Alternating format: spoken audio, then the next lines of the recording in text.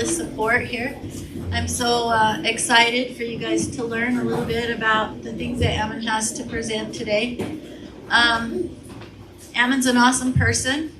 I've known Ammon for a while now, and I really appreciate his courage and the person that he is. But you know, that's not the only reason why I'm supportive of Ammon. I know a lot of courageous people. I know a lot of nice people that I wouldn't really want as my mayor, or excuse me, as my governor. But I probably wouldn't want him as my mayor either. But I'm supporting Ammon because of the things that Ammon stands for. Besides being a good, honest, courageous person, the things that he stands for are things that I stand for. And I really, really appreciate that for him giving us the ability to have that other choice to try and defend our rights and the things that we need to keep in this country. So the way tonight will go, Ammon will come up and talk to us a little bit about some things that he wants to present. And then after that, we'll have some question and answer time. Edson Whipple is going to give us an opening prayer. And so, Edson, you want to come on up?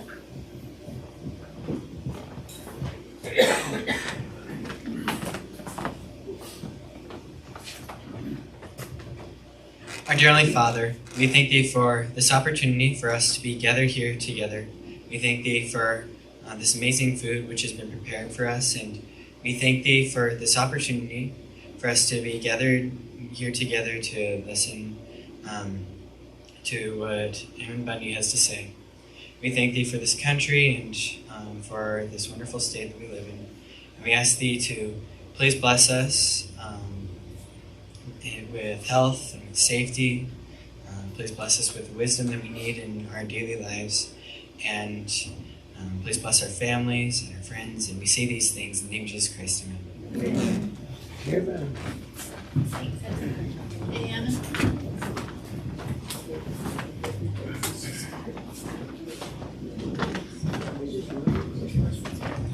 All right, thank you. Can everybody hear me okay? Thank you. You don't know what I have to say yet. No, thank you for the welcome, and I'm grateful to be here, and for all those who took part in putting this together. I think this is an important part of taking care of our civil duties, securing liberty, and so thank you for being here.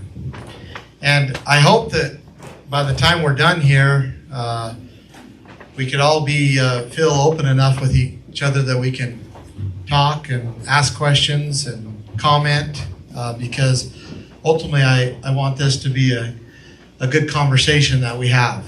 And so before we get into that, I would like to cover a few things, but want to ask a question first. Why are you here? What brought you here? I mean, there's a million things you could be doing, hundreds of things you could be doing other than being here. So what brought you here? Why are you here? Why are you here? A vote for Ammon is a vote for none of the above. Okay. I hear that a lot, actually.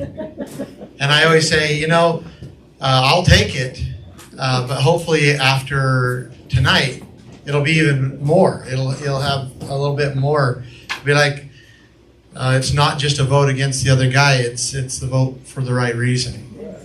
So, but thank you, and I'm good with that. What else? I'd like to say something. Yeah, go ahead. I say we're here because we love our nation. We don't like the direction we're going. It's got to stop. Okay, you Feel better. love your nation, and you don't like the direction it's going, and it has to stop. So I absolutely agree with that. So thank you for being here. So, and hopefully we'll talk about it, and specifically about what's happening in Idaho. Yeah. I'm here because 50 years ago I was told in school that if I voted, that I could make a difference and retain my freedom. And I've watched for the last 50 years it get less and less. And I'm here because I realized I have to do more than just vote. Yes, indeed. Thank you, Ron. Thank you. Yep, right here. I'm here because I'm so disgusted with the actions of Governor Little, and knowing you and what you stood for in the past, I'll have to vote for you. Okay. Well, thank you for that support. I may discuss you even more when I show you some of these things that I'm going to show you. So, but hopefully we'll end on a good note with understanding of what we need to do and how we need to unite together. Anybody else want to tell me why you're here? Right here and then right here. I'm here because I've been fighting this thing for 50 years of my life, and I think that you're one man that's got me hope. Oh, And I'm praying to God that He will help you in every way He possibly can. thank you. Thank you. That is very kind and hopefully true. So, thank you. Right back there. I'm here because I left Utah because it got too liberal for me. Yeah. And I don't want this to turn into Utah. Yeah. I hear that a lot. So, how many have heard me speak before? Sure. Zoom can count. Okay, there's a couple more. Hey, about half of you in the room. That's good, because the rest of you, I'm glad to be able to speak to you for the first time. I'm going to ask you another question, and then we're going to get into really some things that are going on and try to also get into a discussion here. But I want to ask the question, what is liberty? What is liberty? I have to admit that I hadn't really thought about the definition of liberty until certain things happened to my family.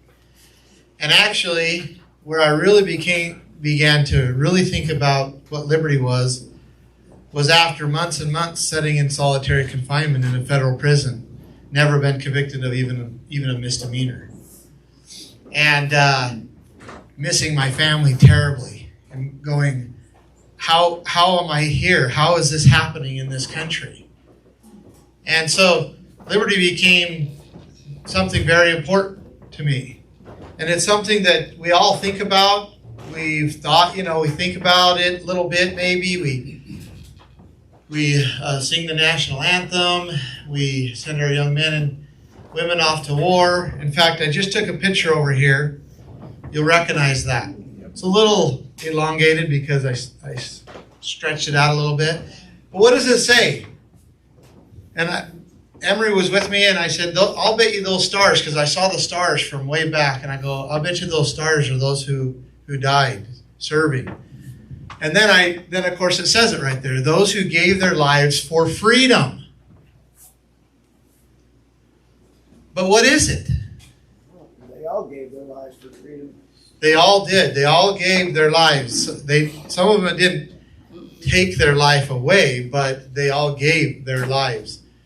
But some actually gave, and their life was ended in the fight for freedom. But what is it? Isn't it important? So I want to hear anybody want to give a shot of what it is? Well, God gave us agency through every dispensation of time. They've just been trying to keep us from actually having a choice and say with what we want to do with our lives. So a choice to say and do what we want to do with our lives. I think that's definitely part of it. Go ahead. Stand on your feet and kneel before no man. Okay, I would agree with that. I like to just be left alone. To be left alone. Okay, right here. Freedom, I thought about this a while ago, and I wrote. Good for you. Is a gift that can widen the scope of agency and lead to perfect liberty. Very good. Yes. Paul Harvey, many, many years ago, said, freedom is the right to do what we ought, not what we want. That's good. That's good. Go ahead. I feel like we'll be held accountable for every action we do take and what we don't take. These names are a testament. We'll have to be accountable for what we do or don't. Yes. Thank you very much. Absolutely. I can say- Otherwise, it's in vain, right? Otherwise, it's in vain. So right here and then right here. Hold on one second. I That think to changes. me, freedom is the right to exercise my own thoughts, to manifest my own thoughts, and to own those results. And then I really like what Chrisanne Hall once said about liberty. Liberty is freedom plus morality. Yeah. Number one, liberty was passed down to us from God, and it's our right, and they can't take it away from us. Number two, this, all of these fine young men that died for freedom was not really for freedom. It was to take away our freedom. People need to understand that, because these wars are all created to take away our rights. So that is certainly true in some cases, yes. Our God-given rights, the 27 amendments, are obviously freedoms that we should enjoy, that are God-given, not man-given, but God-given, and they cannot be afraid to take away, because we were not given by men, we were given by God. So that's where they come from. They come from God. We'll touch on that just a little bit. So I want to give you what conclusion or definition I came to. After months of solitary confinement and all that had happened to my family, and after trying to understand and study and spending time in the Constitution, and I came, and this certainly I've learned that this certainly is not my own definition, but the definition of liberty, as I have been able to define it, is the ability to do whatever you want as long as you do not infringe upon another person's rights. The liberty to do whatever you want as long as you do not infringe upon another person's rights. Now, to give it a little bit of authority, and I found these references way later, and I was glad I did, because Thomas Paine is a pretty good authority, right? And he says liberty is the power to do everything that does not interfere with the rights of others. Thus, the exercise of the natural rights of every individual has no limits, save those that assure to other members of society the enjoyment of the same rights. It's a very articulate way of saying the same thing, right? What about Thomas Jefferson, the author of the Declaration of Independence? He had a little bit to do with the Constitution too, right? Rightful liberty is unobstructed action according to our will within limits drawn around us by the equal rights of others. And then he says, I do not add within the limits of the law, because law is often but the tyrant's will, and always so when it violates the rights of the individual. So the rights of the individuals are the supreme, not the law, right? And the law is often used as a tyrant's will. And what is the rights of an individual when it comes to liberty? Unobstructed action according to our will within limits drawn around us by the equal rights of others. Or, as I put it, the ability to do whatever you want as long as you do not infringe upon another person's rights. Morality figures in there too. Well, that's the morality. Without morality, you cannot have freedom. Because there is no bounds upon yourself when in infringing upon somebody else's rights. But morality has been totally redefined. It has been. Okay, so let's apply this definition to real life. And the reason why I always go through this exercise is because if we don't know what liberty is, then we cannot understand when it's lost or who is taking it. So now we've defined liberty, and hopefully you can accept pretty much the definition of liberty that we've defined, that Thomas Paine and Thomas Jefferson, and then my simple version of that definition of liberty. Because I'll tell you, there is a tremendous amount of people in your own community that actually oppose this definition of liberty. Go talk to your city attorney. and ask him if liberty is the ability to do whatever you want as long as you do not infringe upon another person's rights. And I guarantee he will vehemently oppose this definition. Because they don't know what liberty is. They've defined it as something else. And maybe I shouldn't pick on him, but I can pick on just about any city or county attorney. Not all of them, but I can kind of point that direction. So let's apply it here. This definition. So to worship, freedom to worship. So the definition, right, would be the right to worship whatever you want, however you want, whenever you want, as long as you're not infringing upon another person's rights. Now, I'm not saying that's going to bring salvation. That's not what I'm saying. I'm saying that this country was founded on the belief that people have a right to worship whatever they want, whenever they want, and however they want, as long as they are not infringing upon another person's rights. That doesn't mean that we don't spend energy trying to, teach people about Christ and help them understand the gospel and help them understand why they're here and bring them by choice over to salvation. That's not what I'm saying. I'm just saying that we are built on the foundation that we can worship whatever we want as long as we're not infringing upon another person's rights. And that we must protect that, even if we don't agree with what the person is worshiping. Freedom to property, to own and control property. That would be to do whatever you want with your property as long as you're not infringing upon your neighbor's rights. Are we losing that? Yes, We're going to have to fight to get it back.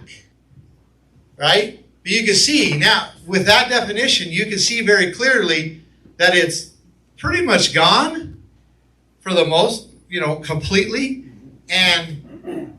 And who is doing it? Who is taking it? Our neighbors.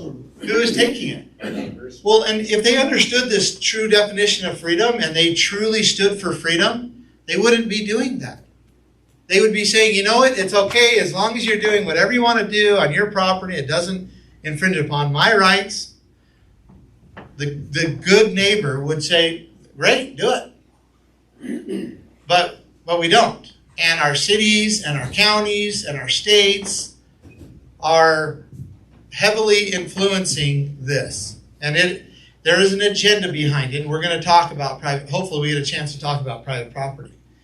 So you can see here, this is just a simple little list. Freedom to travel, freedom to trade. I'm an entrepreneur, so I like to talk about this one. To be able to trade whatever you want, with whoever you want, whenever you want. We're losing that as well. We're losing that as well. So the ability to trade with somebody, a willing buyer and a willing seller, without somebody else profiting off of it, or without somebody restricting it, right? So we're losing the freedom to trade whatever you want, with whomever you want, as long as you're not infringing upon another person's rights. Now that doesn't mean I can go steal something and then trade it. That's not freedom. That's not the definition of freedom. Or I can't force somebody to trade with me. I can't force them to buy something, or force them to buy something at my price, or I can't force them to sell something to me at my, what I'm willing to pay. That's not freedom. Freedom is the ability to do whatever you want as long as you're not infringing upon somebody else's right. Freedom to trade is the ability to trade whatever you want as long as you're not infringing upon another person's rights. So we can see here how it applies to our life, and then we can start to identify the freedoms that we have lost and we are losing right here in our little communities. And then we can see who is actually causing the loss of that freedom, and so that we can hopefully push it back against that, correct it, and get it back so that we can pass it on to our children. Now, as said here, here's a little quote out of the Declaration of Independence. You'll recognize it. We hold these truths to be self-evident, that all men are created equal, that they are endowed by their Creator with certain unalienable rights, that among these are life, liberty, and the pursuit of happiness. Very clearly, where our liberties come from. They come from God. They are given to us. And this word unalienable, what does it mean to alienate somebody? Or alienate? What's that? To estrange, to take away, to separate, right? And so these are unalienable rights, meaning they are not to be separated. Now, I know for a fact that they can be separated from you. But what it means is that anybody who does this will be held accountable to God for separating these rights from people, from his children. They will be held accountable. And it also is a charge for us to not allow them to be separated from us. Okay, I'm going to show you a video here, and then we're going to have some good conversation.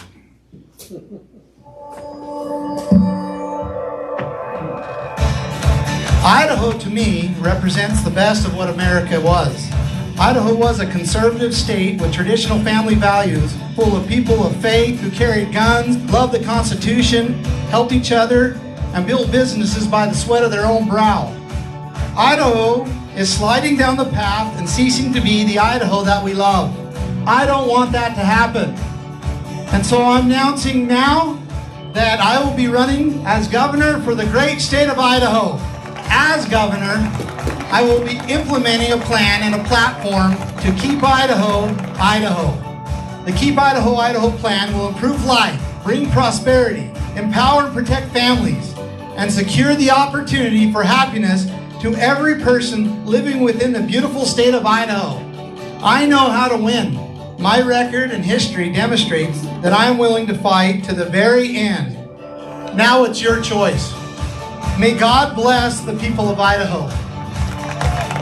May we live up to these blessings. May we keep Idaho a bastion of freedom and prosperity for years to come. May we be an example to the world of how to be free, of how to act, how to treat each other. And together, all of us together, may we keep Idaho, Idaho. Thank you, my friends. Thank you. How does that sound? Do we want to keep Idaho, Idaho? Okay. I don't know. There's a section in part of my presentation that I talk about basically who I am and where I came from. And if I could, I'd just skip over this and get to the meat of what's happening in Idaho. But I also want to acknowledge that I Googled my name the other day, and I'm like, I have no idea who this guy is, and I always tease my family that, hey, do you know who this guy is? And they'll read a little bit, and they'll, Dad, that's not you, So how many know about what happened to my family in 2014? Okay, so not very many of you, so maybe I do need to cover a little ground here. So I'll be pretty quick through this, and so we could get to what's happening in Idaho. So I was raised on the Bundy Ranch in southern Nevada. It's a very arid desert ranch. Here's my parents, Cliven and Carol Bundy. My mom was raised in Gooding, Idaho. She's from Gooding, and I'm grateful for my parents and them teaching me right from wrong. Also teaching me when to compromise and when not to compromise, among other lessons such as, hard work. Here's a picture of the Bundy Ranch. You can see it's pretty arid, pretty dry. Here's a steer on the hill, and that's what they have to eat. And they actually do fairly well. They'll eat the grass around. And that these Joshua trees will get pears on them, and if it gets real desperate, they'll even eat the chaparral. But it takes about 100 acres to produce enough feed for one cow. So you gotta, it's just very, very difficult place to live and raise cattle. But my family moved into that area in 1877. They've been there ever since, and we've been running cattle on the foothills of the Bunkerville Mountain, this entire time. And you know, a lot of kids have been raised running cattle in that desert, and you know, there's a better, you know, my dad's a very talented guy. He could have made a living doing a lot more, you know, things than just ranching, but he chose to ranch because he loves it, because he wanted to. And I was blessed to grow up in this environment. My little brother, I mean, we did this all the time, branding calves. It was just constantly what we were doing. Here's my little sister getting off the bus. She's met by 4 dogs and a calf. That calf, my dad saved him out of his mother. She got hit on the highway and she was dying, and so my dad did an emergency C-section and pulled the calf out and saved him.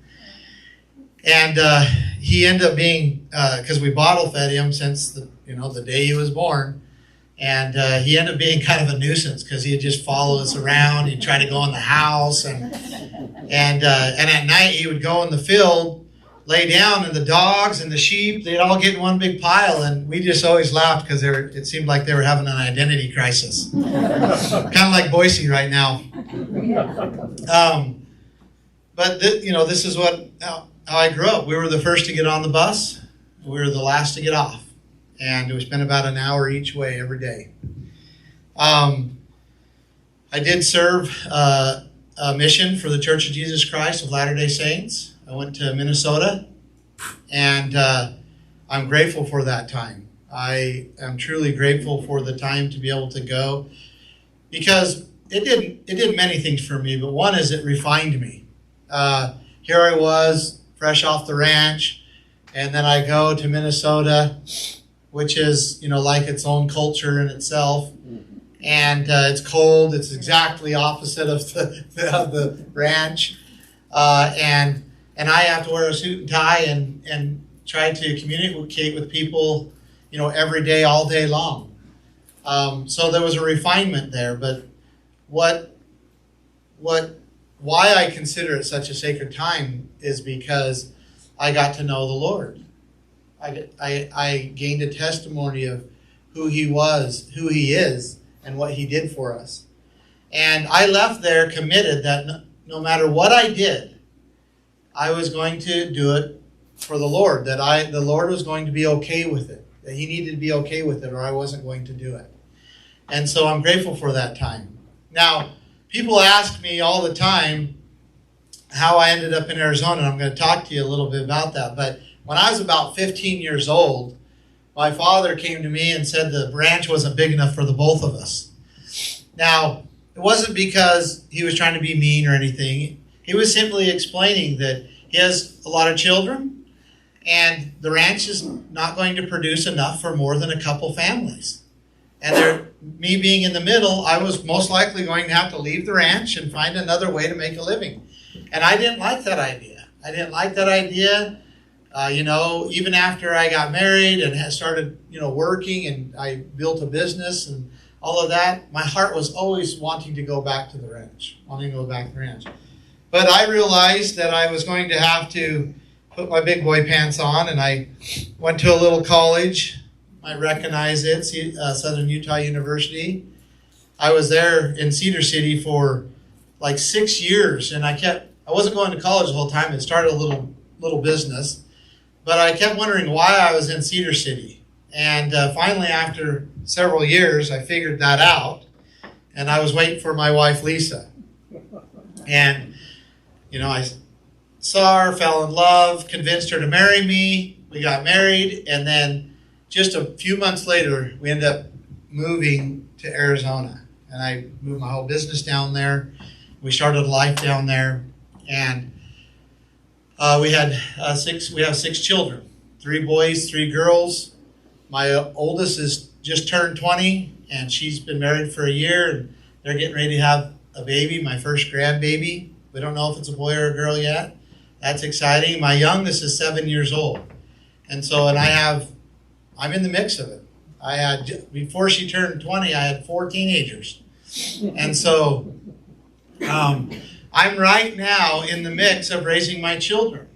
And I've been running all over the state for the last year and a half. And as many of you know, I've been trying to defend liberty and defend myself. And, you know, I spent years in prison and never was convicted of even a misdemeanor. And this has been a challenge for my family. It has not been easy. And I can tell you right now that I'm grateful to be here, but this is not where I'd want to be. I want to be in Emmett, Idaho with my little family. But there is things that are going on that must be answered. And we must do certain things or we're not going to be able to give our children really a whole lot of anything. So that's why I'm here. Anyway, Lisa and I, we had a good life in Arizona. We lived there for almost a couple decades. My business was a fleet maintenance business where I manage and maintain commercial trucks. And I built one of the largest private fleet maintenance companies in Arizona. I built it from scratch. I've hired hundreds of people. I've dealt with millions of dollars in budgets. I've had to build processes and procedures and all the things that go along with a business going from small all the way to a big business. I've had to do. And I want you to know that because I want you to understand that there's another side to me other than fighting the government or being a rancher. And that is, there's a side to me of being a unifying people and building and producing and being able to manage people on a high scale, and skills that will absolutely be necessary when I'm in the governor's office. Now, when I was probably about 16, 17 years in the business, I could see that this industry, the fleet maintenance industry, was lacking technology. It was terrible. I tried to find it because I was just looking for a software and looking for, certain services that my industry needed, and they just weren't out there. And so, my dad he always said, if you can't find a job, just make one. We live in the United States of America. We could just make our own jobs if we can't find one. Well, I kind of took that to heart when it come to this. I couldn't find what I wanted, so I put a team together, had the resources, and it took us several years and a lot of work, and we ended up building a software for this industry. And we tested it in our shop. We tested it on our technicians, and it would get better and better, and our vendors and our office staff and our customers, and they all knew what we were doing. We were working together on this. They were excited, and everybody was excited. And after about 4 years, we ended up with this software that worked so well that we began to sell it to other shops. And now it's one of the leading fleet maintenance shop management softwares in North America. So that's a little bit about my background. Now, during this time of my life, everything was about as good as it could possibly get. It was the first time I had both time and money, because usually when you have time, you have no money, and when you have money, you have no time, right? And it was a period of time that was actually really, really good, and I was feeling very, very blessed, and actually was looking to find something to do with my little extra time and my little extra money. And then 2014 rolled around. And many of you may know what happened in 2014. To make a very long story short, the federal government sent an army in kind of the style of like Waco or Ruby Ridge, where they surrounded my father's ranch, and they put it under siege. They sent 213 armed federal agents, and they began to destroy the water infrastructure that was the lifeblood of our ranch. They began to kill the cattle from the air, burying them in mass graves. They killed about 60 head of cattle and destroying our fences and corrals. And then they built this little corral area that was made out of that orange construction fence, several miles away from the ranch. And they said that this is your First Amendment area. And if you're going to protest or demonstrate what we're doing, you have to do it in that little corral. And we said, no way. And so they began to sick dogs on us. They began to beat us to the ground. They began to tase us. And the American people began to, through video, began to see what was happening. And they were not okay with what their government was doing. Now, just really quickly, so I can put your minds at ease, you may be wondering, well, why did they do this? Yeah, why did they do this? And to make a very, very long story short, and I definitely, if you go to my website, if you go to AmmonBundy.com, I've got a much greater detail of what happened. But ultimately what happened was they were wanting to make a mitigation area out of our ranch for the desert tortoise as an endangered species. And so they were going to clear all the ranchers off that area and make it a mitigation area for the desert tortoise. But the problem is my family has ancestral rights and rights that are deeded to the grazing rights that are deeded in the state of Nevada, that are actual deeded. My dad has 11 of them. And so we're sitting here arguing that we have rights to these lands, that we had been here since 1877, and that we actually had deeded rights, grazing rights. And the federal government just didn't care. They just did not care one bit. And so they were going to take it no matter what. And when they said they were going to take it, my dad said no. And they said, well, we're going to take it anyway. And my dad said, hell no. And then there was this legal battle that ensued for about 20 years. And Obama got in office, and he felt he had enough political power and felt that he had enough internal type army inside these agencies to come down and to do what he did. And he found out that the American people were not okay with it, because they came by the thousands to our ranch and ultimately gave these federal agents an ultimatum to leave. And they decided that they were going to leave. Now, I'll show you something that I don't show everybody, but since I got into the details of this, I'll show you this. So this was at the ranch. There's hundreds of people all over, and they're basically facing off with all these weapons that the federal government are pointing at us, and we're saying, look, what you're doing is wrong, and we're not going to leave. You have to leave. They ultimately accepted the ultimatum to leave.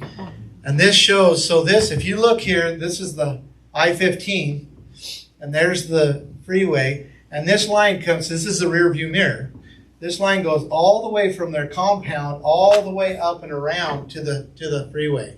There was 107 vehicles that left in just a short period of time because the American people came together and said, look, it's time for you to leave. And everything changed after that. I began to understand things that I couldn't have understood any other way. And one of those things is that we have been duped into believing that our rights are maintained in the ballot box or the courtrooms. And they're not.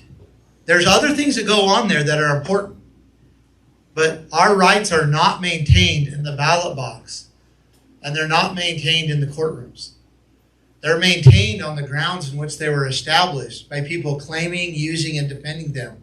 And any part in history, you look, what maintained the liberty? What was it that preserved that liberty? And it was people standing and saying no and defending it. So this changed everything. This changed everything, and I didn't necessarily like the change. It also threw us into the limelight. You know, we had a whole bunch of people that loved us, a whole bunch of people that hated us, and our lives were never the same. Like, we just constantly had media, still today, eight plus years later, constantly. There's not a day hardly goes by where I'm not requested to do an interview or to talk to somebody. We have people from Norway and France and from Asia always contacting us. And you know, one time I asked the people from France, because they were just really following us, and I asked them, I go, why would people in France care? And the only answer they could give me is that people in France love their land, love their property. And you know, I don't know, it's a pretty socialist country, but they're highly interested in what was going on.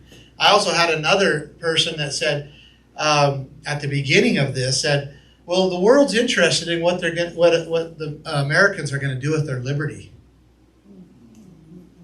they're very interested in what Americans are going to do with their liberty. And I thought that was telling. But our lives were never the same. Like it or not, we were thrown into this. We didn't like to be thrown into it, but we were thrown into it. We were immediately hated for just simply protecting our rights, and we were immediately loved because of it. But it wasn't anything that we wanted. So, anyway, to tell a very long story, I then went to go help another family, and they took it as an opportunity to arrest my entire family. Well, all the men in my family, and many others. And they threw us in federal prison. We ended up fighting through one trial in Oregon, and we beat them on all charges. With a Portland jury, believe it or not. We beat them. And it was miraculous what happened there, how the Lord protected us. And I wish I had the time to give you details. But we beat them there. And we're talking about the most powerful legal team ever known in the history of mankind with the most resources. They spent $100 million trying to prosecute my family. And after we beat them in Oregon on all the charges, they sent us to Nevada. We was never able to go to our families. We were still held away from our families this entire time. Most of it, a good part of it was solitary confinement. We went down to Nevada. It took us, almost another year and a half down there to fight while we were in prison. And we beat them there again. So, it was nothing short of a miracle. It was the Lord reaching into those prisons and saying, look, you're not going to do this. And I have to believe that it was for a purpose. Because I've seen so many other people suffer under this same tyranny and never be relieved, never be able to beat them. The U.S. attorneys have almost a 98% conviction rate. So I came home to my family. So right after the Bundy Ranch thing, I actually moved to Idaho in 2015. And had got myself established in Emmett, Idaho. Then we were arrested. And I'd only been in Idaho like 6 months, and I was thrown into these prisons. And we, it was a terrible, terrible thing that happened to us, and we suffered tremendously. And so when I came home, I just didn't want anything to do with government. I mean, I refused to vote. All I wanted to do is take care of my little family, and I wanted the rest of the world to go away. That's all I wanted. And so that's kind of the situation that brings us to this video, and then we're going to talk about Idaho.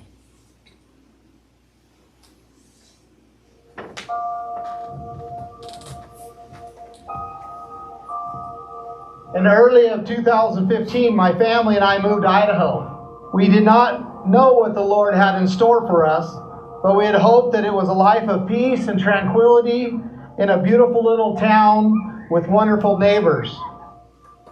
And then 2020 came around. The governor of Idaho, Brad Little, forcing innocent people to lock down in their homes, threatening force if they go to church. I don't want that to happen. I want Idaho to remain Idaho, free, because we need Idaho to be free.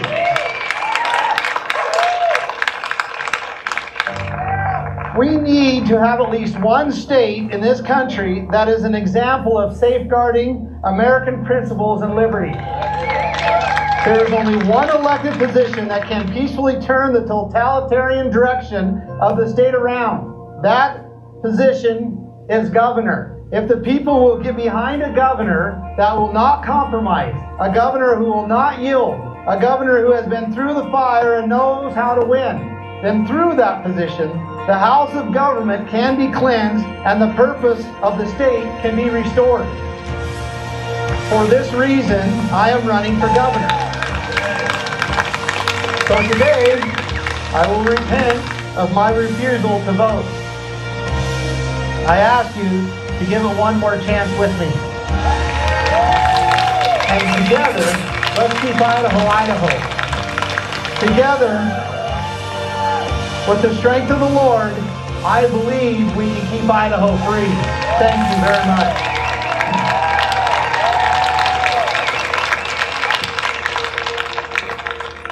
So let's talk about Idaho, the great state of Idaho. Because Idaho is in a battle for its conservative soul. And if you don't understand that, then I hope that what I'm sharing here with you today will help you understand that, the reality of where we're at. Now, I'm actually going to give you some facts, but I'm going to show it in a video just so that I speed up the time, because I've condensed this part in a video. But it's only a 5-minute video, but I'm asking you to look at listen to what I'm saying and listen to what is happening in Idaho. Because Idaho is the first of many things right now. We're the fastest growing state, I address that. But we're also the first of a few other things. And I want you to understand that we are literally in a fatal battle for conservative soul.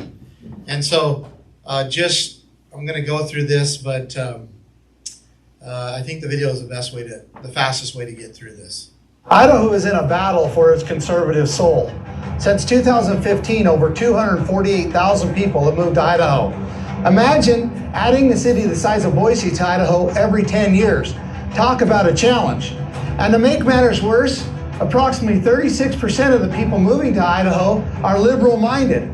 They want desperately to change Idaho into a more socialist, progressive, woke place to live.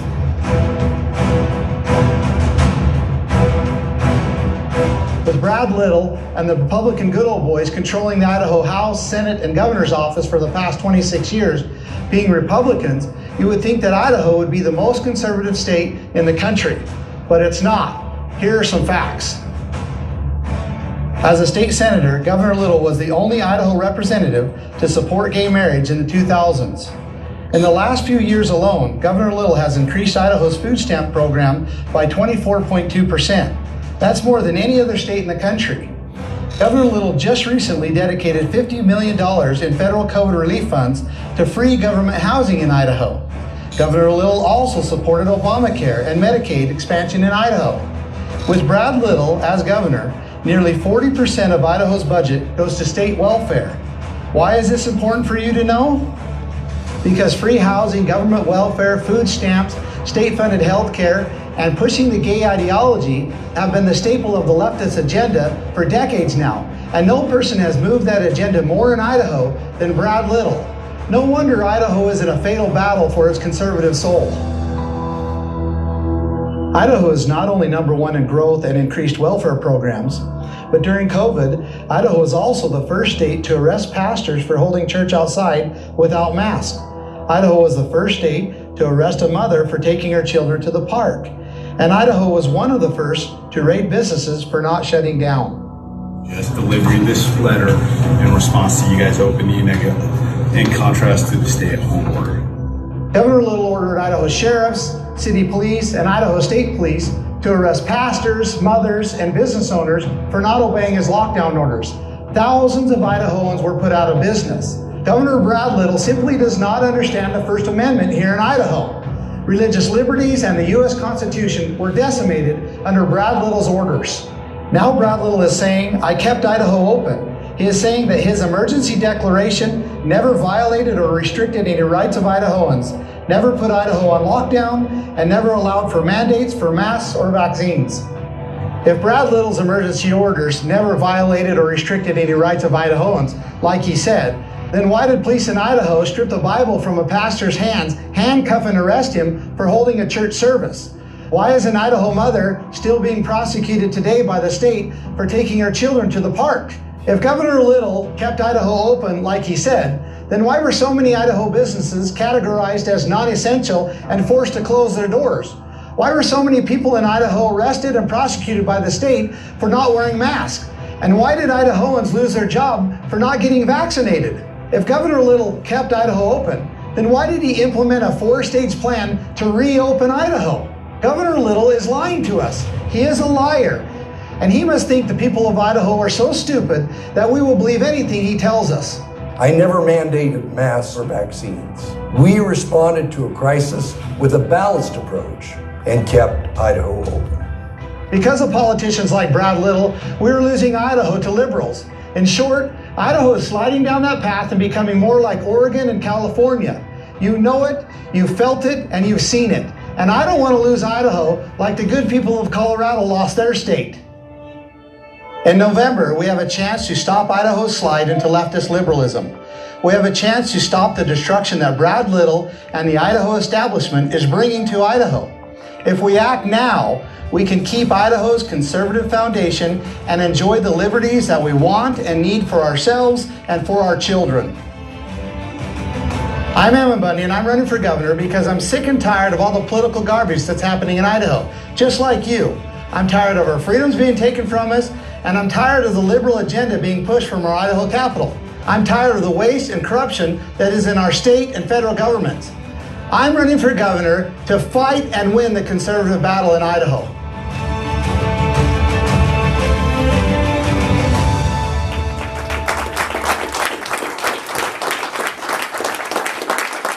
I'm going to pull something out here. I want to emphasize something here, and which Idaho was the first state to arrest people for attending church. First state to arrest pastors for organizing church services outside during COVID.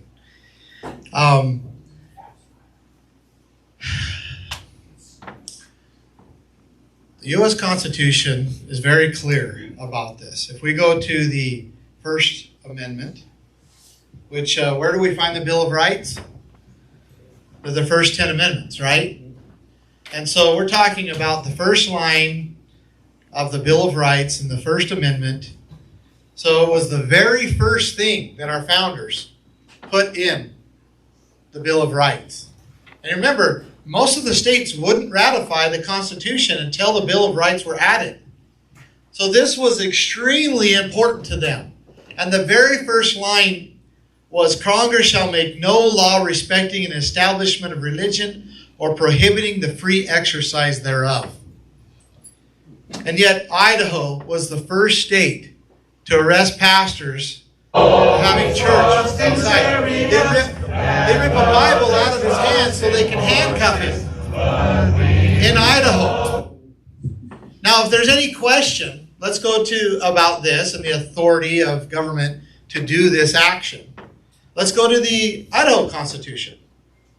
And if we go to Article 1, Section 4, it's titled Guarantee of Religious Liberty.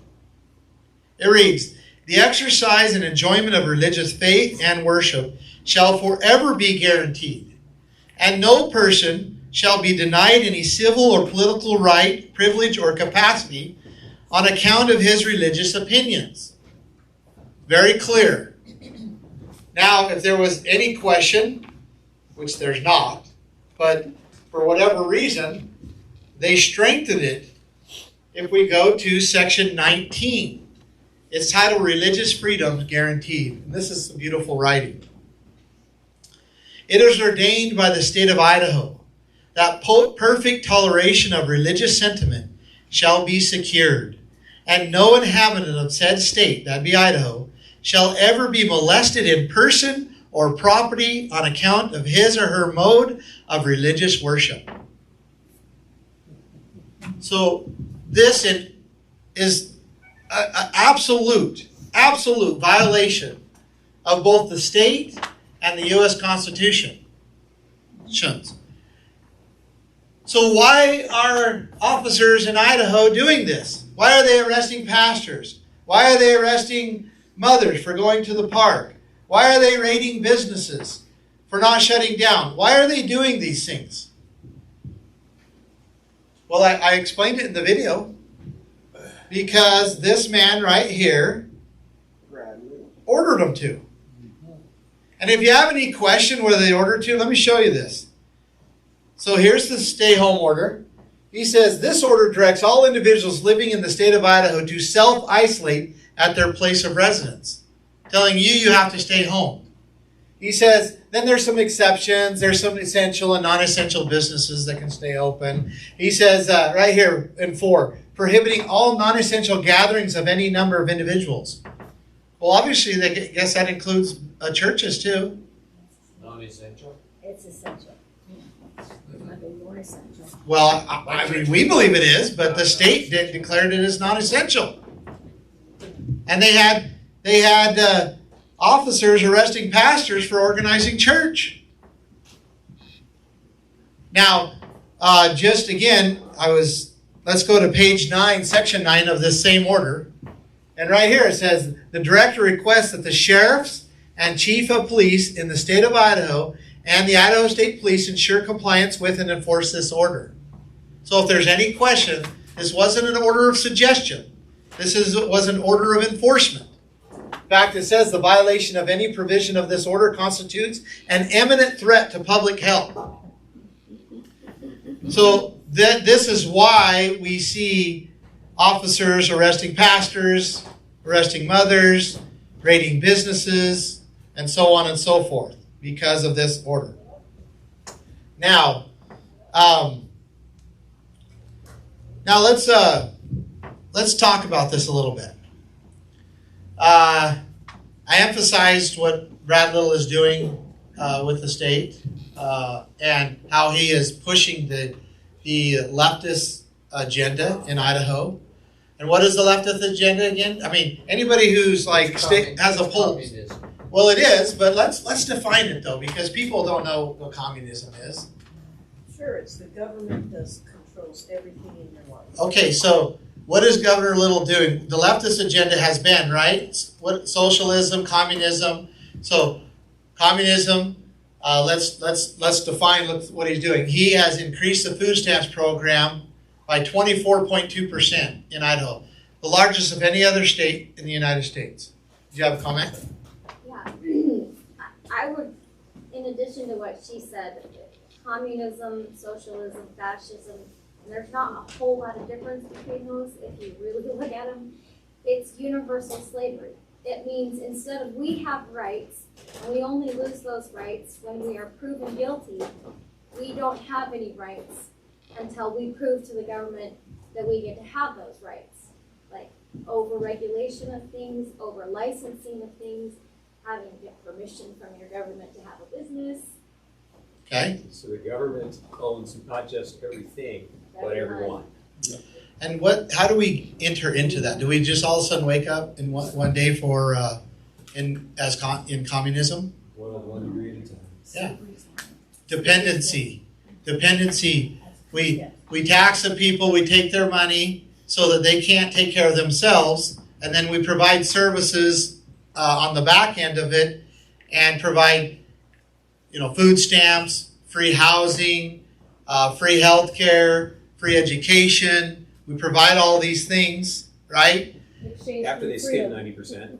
Yeah, after they eat a bunch of it up, yeah.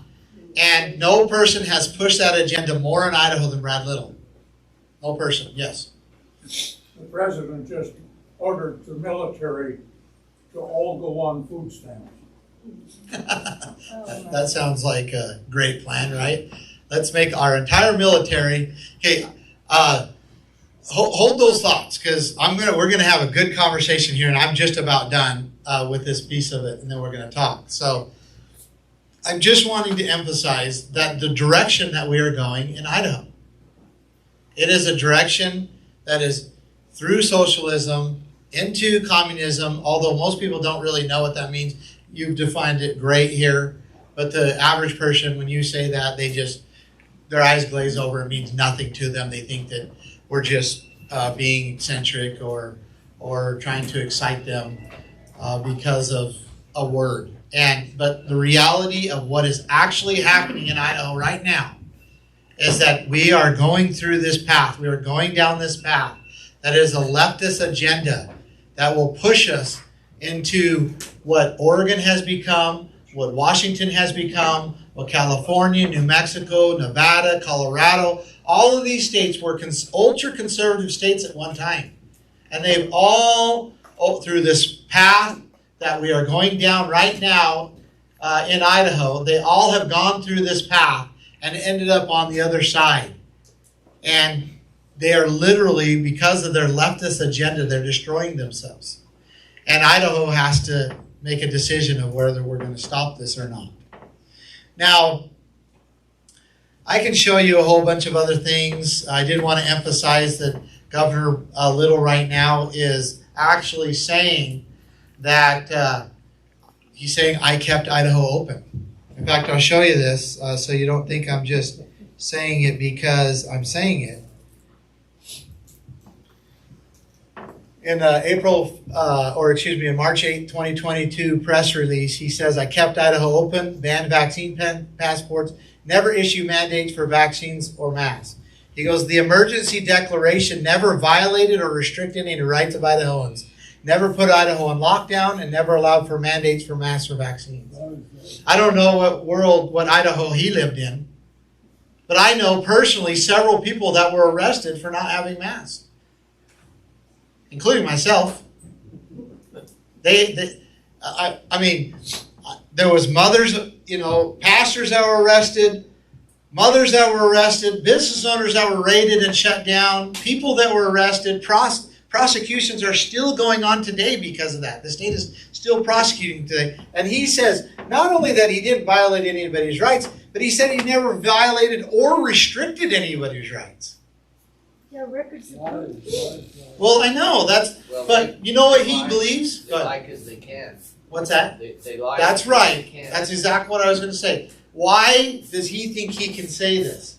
Because he believes the people of Idaho are so ignorant and are so caught up into their own lives that they will not even pay attention to this at all. Yes. The irony of it is the only reason he can have any credibility saying it at all is because of the few conservative sheriffs that said, we're not enforcing that. So there were towns, like Preston didn't get totally shut down. There were some businesses that chose to close. There were some places that chose to mask. But mostly it was open and there was no masking. So there's people who might believe that Brad Little didn't shut things down, but that's only because under extreme duress, our sheriff refused to enforce the order. But that's the irony. Yeah. That's how he can get away. Well, and your sheriff knew that you guys in your community wasn't going to put up with it.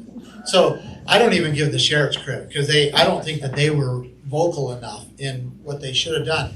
But the people of Idaho, why it was so much different when you went to Oregon or California or Washington compared to coming to Idaho. I mean, it was like if you went to those places, it was like, 180-degree difference. It was like black and white.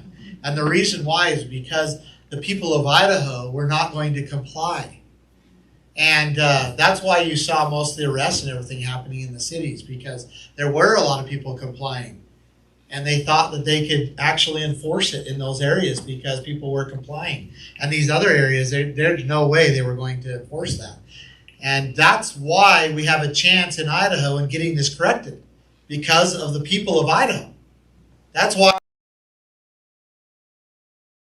around and getting Idaho to be an example to the other states of what freedom looks like and how we prosper with it. But it wasn't because Governor Little didn't try. It wasn't because he didn't try. It wasn't because the laws and his executive orders and all that didn't enforce it. It's because the people didn't comply with it. Now, I want to quickly ask the question, well, did Governor Little do this for the health and safety of the people of Idaho? He did it for money. I mean, I could go through a whole bunch of facts here. I'll just really quickly go through here. On March 13th, 2020 is when he issued the emergency order. Well, that was the same day that President Trump announced that he was releasing $50 billion to states that were in emergency status. And on that day, we only had one confirmed COVID case. This is the governor's own website, March 13th. So we had one case, and he put us in emergency order. And it was the same day that President Trump announced that states that were in an emergency status can get part of this $50 billion. Well then, if you remember, 12 days later, he put us in extreme state of emergency. That's when he did the lockdown and all of that. Well, that just so happened to be the same day, March 25th, was the same day that President Trump and Nancy Pelosi released $2 trillion for a federal stimulus for states that were in extreme state of emergency. And we had no COVID deaths, and there was unconfirmed, according to some reports, 136 unconfirmed COVID cases. Now, I can show you document after document where he begins to tell you, really why he's doing this. Federal money. Right here, here's a good one. This is an executive order. And he says, whereas I issued a proclamation on March 13th declaring a state of emergency, whereas I issued a proclamation on March 25th declaring a state of extreme emergency, Congress has passed and President Trump has signed 3 legislative packages that provide state funding in response to COVID-19. Whereas I anticipate additional congressional action on federal relief packages. So he's saying there's money that's coming, and there's more money coming, and I've done these declarations. And then he says I'm going to create a COVID financial advisory committee, and he says comprised of members appointed by and serving at the pleasure of the governor. So this money's all going to come to us, to my office, to the office of the governor, for coronavirus relief funds and other funds to be administered by the office of the governor. So all this money is going to come to my office, and my buddies and I, who I choose and serve at my pleasure, get to decide where this money goes. We know that is unconstitutional. It bypasses the legislature, who is supposed to be administering the funds of the state. Now, still answering the question, well, what did he do it for? Well, he tells us in this press release. He says the emergency declaration, so that would be the emergency lockdown in his declarations. The emergency declaration served as an administrative function to recoup FEMA dollars for a variety of needs throughout Idaho. So he didn't do it for the health and the safety of the people of Idaho. He didn't do it for COVID. He did it. He put us in emergency status. He arrested pastors and mothers and turned the people of Idaho's lives upside down so that he could get FEMA dollars, federal dollars, so that they could use it themselves for a variety of needs throughout Idaho. He says, without the emergency declaration, we would not be able to provide historic tax relief. A step that's even more important now as gas prices and inflation soar. Without the emergency declaration, Idaho would not be the state with the strongest economy in the nation.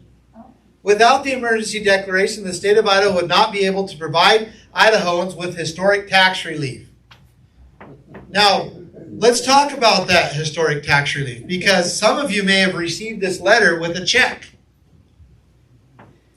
Anybody receive this letter with a check? Oh man, he doesn't like you guys over here, I guess. Well, he sent hundreds of thousands of these letters out with a check right before the Republican primary. And he says, see, it's addressed Brad Little, and this would either come to you by an email when they direct deposited the check into your bank account, or it was actually attached to a check. By the way, many of these people give this money to my campaign, so I'm grateful for that. I don't think Brad Little intended that.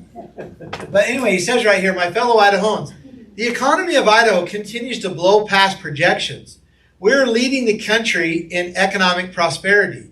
We achieved historic tax relief for Idahoans for the second year in a row. We are returning your tax dollars with record budget surplus. So what 2 years is he talking about? Well, look at the date, 2020. So he's talking about 2020 and 2021. Somehow during the dark months of the pandemic, when businesses were shut down, when people were not going to work, when our lives were kind of turned upside down and we were wondering what's going on, when the economy was tanked all over the world, somehow Governor Brad Little is claiming that they amassed a record budget surplus during those 2 years. Now, right here on the hill, it says, right here there's a kind of an emphasis here. It says, the impact of the pandemic on the U.S. and global economy was catastrophic. Economic historian Adam Tooze characterizes its impact as being the swiftest and most comprehensive contraction of global economic activity ever. And so these are what global economic historians are saying. And yet, somehow Brad Little's saying during that same period of time, Idaho had the 2 best years we've ever had. How is that possible? Well, it's possible because he recouped billions of dollars of federal money. He brought it into Idaho, billions. And we know for certain that he's at over $18.7 billion. Is that what he's brought? What he got? And so, is that a surplus? Is that a true surplus? He's bought and paid for. No, it's not. Is that true tax relief? No, in fact, right here he says, I just find this so ironic. He said, that the emergency declaration served for and provided historic tax relief. A step that's even more important now is gas prices and inflation soar. Well, what's caused the inflation in our country? It's this spending that he participated in, and then he says, well, it's a good thing we got it because of inflation. So he helped create the inflation. And then he says it's a good thing that we got money that caused the inflation because of the inflation. I mean, we wouldn't even think this way in our own personal finances. If you think this way in your own personal finances, you're going to end up in some serious trouble. And isn't some of the money he got too, he can use to his discretion? Yes. So in other words, he's kind of got little you're right. pockets. All of it was. I just showed you. If I go here, He look. can even use things like to run against you. Yes. So, well, thank you for that. I'm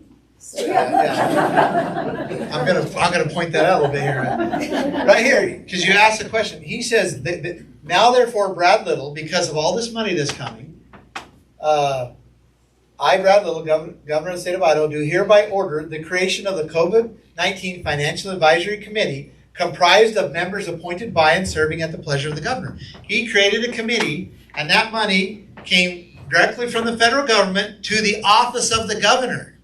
And then he directed that with literally a handful of his buddies without any legislative oversight. None. It's illegal. It's absolutely illegal what he did. It's unconstitutional and it's illegal. So now, when you say, well, can he use it for, for campaign? Well, that's what he's doing. That's what he's doing right here. He's giving everybody a little bit of a tax relief. We're talking about millions, not billions. So he's taking, millions of it and he's giving it, quote unquote, back to the people.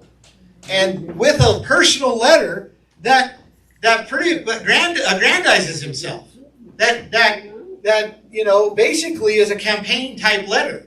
And he did it right before the Republican primaries, and he's getting ready to do it again. He's getting ready to do it right before the general elections. So yeah, he absolutely, and we don't even know what he's doing with this money. The only thing we know is he wrote a letter to President Trump thanking him for $1.25 billion. This was way back in 2020. And the controller actually kept good record of where that money went. But he's received $18.7 billion or more. And we don't know where the rest of that went. We have like big chunk breakdowns, but we don't have a full breakdown of where all those things went to. And we can't find it. And we've hunted and hunted and hunted. So these are things that are happening right here in our state. And I really could go into a lot more detail. I could show you how through his emergency powers, how he suspended parental rights. If the state takes your child, he actually suspended the right to go and visit your child, to know where your child's at. He suspended the right to appeal when the state makes a decision with your child, to move your child. He suspended all those rights, including how they house the children. He suspended the requirements that they have to have so many beds in a facility, so many bathrooms, so many adult supervisors. He suspended all those rights during COVID. And the only explanation that we have is in his own letter. He says, this list, this suspension, he says, the appendage lists of the state administrative rules are hereby suspended for the duration of the declaration or the declared state of emergency in order to ensure these administrative rules do not in any way prevent, hinder, or delay necessary action in coping with the emergency. And yet, parental rights were suspended, as I just spoke. And the only thing we can think about was why he did this was because he was planning on quarantining people, including children, and he had to have mass places to quarantine them. That's the only reason, the only thing that makes sense. And the reason I know this is because I spent 2 years in federal prison, and they'll put 100 prisoners in a room not much bigger than this room with bunk beds clear to the ceiling that would never ever pass any type of inspection or health inspection or code or anything. And so they have to suspend all of those administrative rules and codes in order to house all those people. Well, when we look at what he suspended here, it's the exact same thing. He suspended, I don't want to beat a dead drum, but he suspended the facility, so child care licensing. He suspended that the facility has to have a license. He suspended that they don't have to have employee and volunteer training, that they don't have to have staff ratios per children per staff, that they don't have to have fire safety requirements. They don't have to have public health district inspection. They don't have to have bathroom facilities. They don't have to have sleeping rooms. They don't have to have beds. These are what he suspended. So this is what our governor has done. Hang on just one sec, and then I'll get to you. You're first. This is what our governor has done. And we are not in a place where we should be comfortable. Yeah, things have got a little bit more back to life. A little bit back normal, I guess. But our government and the leaders that did this to us are still in power. Very much in power. And what message do we send to them if we re-elect them? We don't care. That it's okay, that all the things that they did, even the things you don't know about and I don't know about, that's automatically okay for them to do. That's the message that we send to them. So that's the situation, the precarious situation we are in Idaho right now. And that's why I've literally spent my life, Wendy knows because she's been right there beside me every step of the way. We've been doing this for over 1.5 years now. We've done over 200 of these meetings, trying to just show people and help them understand what is happening so that you can use that freedom that God gave you to make a choice with information, with correct information. Because what's the opposite of evidence? It's propaganda. And so we all become subjects of propaganda if we don't have true evidence, if we don't have the truth. Right. And that's what I'm trying to present here to you today. So, yes. Just with the suspension of parental rights as well as lifting the regulations on humane types of situations for children to be taken into. I don't know what his character is. I've never met the man, but it's extremely troubling to me that this happens at a time when there is an international problem of child trafficking, child sex trafficking. And when you look at what the typical environment would be for a trafficker, they're wanting to put as many kids as they can in the smallest place situation as they can so that they reduce costs, because for them, children are a commodity.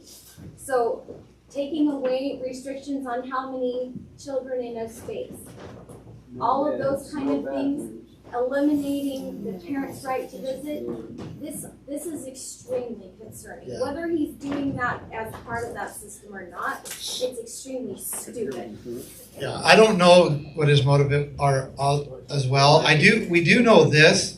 We do know that at the middle of 2020, the Washington Department of Children and Youth Families put a job ad out. And the reason why this is applicable to us is because Governor Little was following Governor Inslee in everything that he was doing. Governor Inslee would do it, and then Governor Little would do it. The lockdowns, the processes, all of that.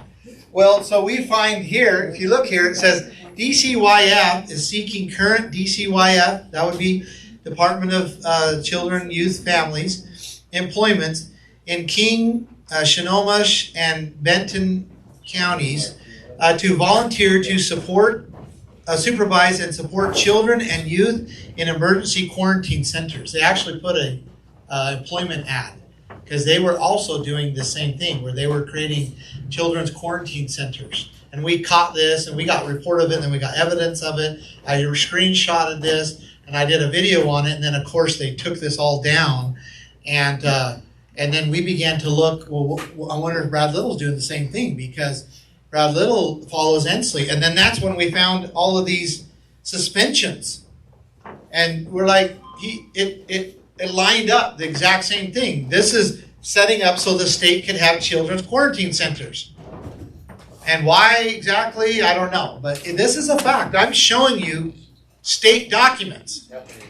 I'm showing you the documents right here from Brad Little with his own signature on it. I'm not giving you just a theory. I'm showing you evidence. Hammond, excuse me. There's a gentleman back here that's been trying to get your attention. Oh, okay. Can we go there first? Sorry, yep. Go ahead. What are your Thanks, qualifications to handle a multi-million-dollar state budget?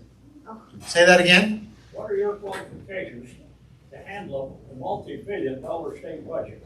So I did touch on that. I have. Did you come in a little late? Okay. So I'll just quickly go back there. I have built 2 multi-million-dollar businesses from scratch. I've employed hundreds of people, dealt with millions of dollars of budgets. Now you got to listen to me. I'm answering your question. So I've built 2 multi-million-dollar businesses from scratch. I've had to manage those budgets. I did it for 21 years, and I've hired hundreds of people. I've dealt with, the processes and procedures, and I did it in the real world. I didn't do it in where if I made a mistake, the state just picks up the slack. I did it in the real world, where if you don't do it right, you can't pay your payroll. You can't pay your bills, and you go out of business. And I built, and I've had multiple businesses, even more than these businesses, but these are the 2 largest businesses that I built up. And I've sold both of those businesses. I sold both of those businesses, one in late 2018 and the other one in early 2019. So those are my qualifications, because I've done it before. Right here. Are we in the question and answer part? Yeah, absolutely. Just a couple of quick questions, if I may. One that concerned me a little bit was on the property tax. Okay. Property tax. I don't know how a county commission would be able to operate and meet the county's expenses and services that we expect, not knowing what their income is going to be based on a consumption tax, sales that may or may not take place. I mean, that could fluctuate, so every year it could be extremely different. How would you even begin to plan on what you could provide your county? Well, so are you saying that there's? So have you read over my plan then? Is that what you're talking about? I think I did, but you correct me if I'm okay. wrong. On your consumption tax, you said that when a purchase was made, the tax of say 5%, and you said the average home was 400,000, so 20,000 taxes that would be collected. But what if in our county, small county, enough sales didn't take place to provide the income necessary to provide the services that we expect? How would you do that? Well, so there is a consistency in it. There's each county would be different, but each county is different anyway. There is a consistency in it. There's we can foresee and understand, what has happened in the past, what will happen in the future, and they can certainly forecast their budget off of that.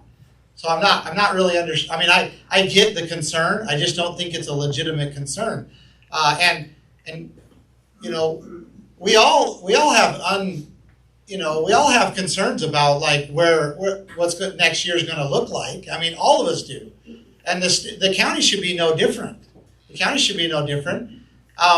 So basing property or the funding the legitimate purposes of government in local county really shouldn't be any different. And what we must do is we must get rid of our current property tax system. We must, because it destroys private property. The elderly especially, they get to a certain point where they can't pay that tax and they're forced out of their homes. And what a great future we're giving that, and then we're giving the elderly, what a great thank you we're giving them, that at some point you won't be able to keep your home because you can't pay the property tax. And that's happening every day in Idaho. And so, this is a very, this is how, what if the state of Idaho says, well, we're not going to go to a sales tax anymore because we don't know if people are going to buy computers or we don't know what the next year is going to look like. So we're not going to use sales tax anymore. We're just going to tax the people directly, and everybody just has to pay us $5,000. What if we did that? Would you have a problem with that? Because that's what you're saying. You're saying that is an issue that the county can't deal with, but the state has to deal with that. The federal government has to deal with that.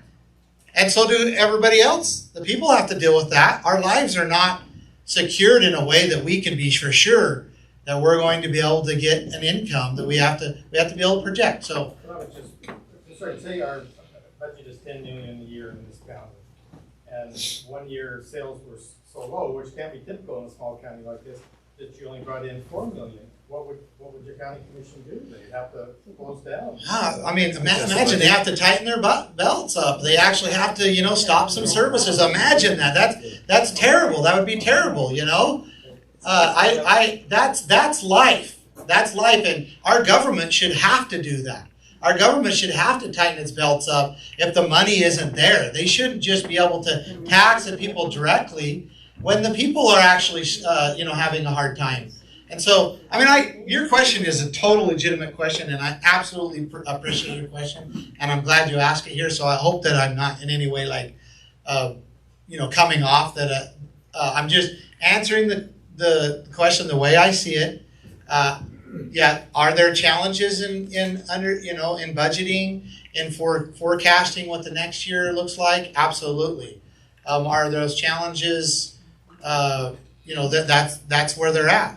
The one thing, the benefit that the county does get, though, is that money comes up front, rather than the money comes up front when the home is sold.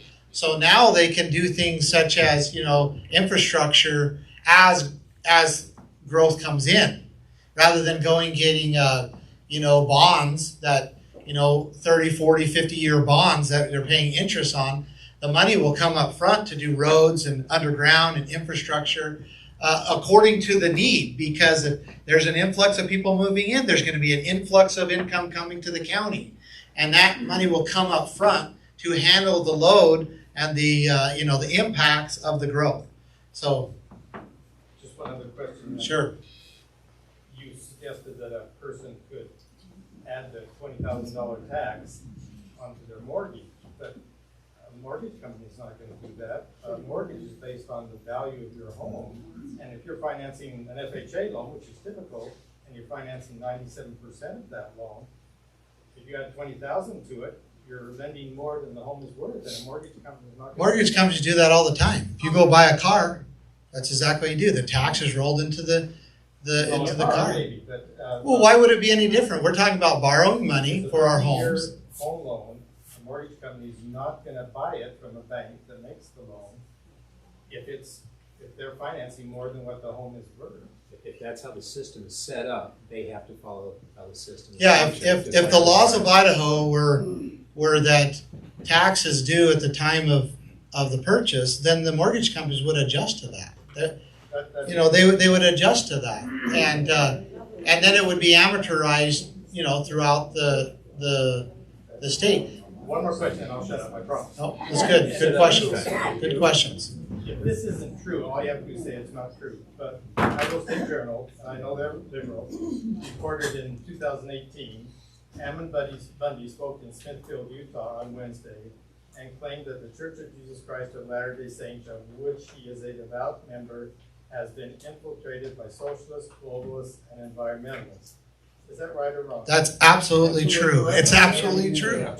Amen. Well, you said you wanted to let yes or no. Now you want an explanation. No, that's fine. So, If you said that, that's fine. no, I did say that absolutely. And anybody had a bad bishop? Anybody had a leader? And there's no doubt that our church has been infiltrated with socialists.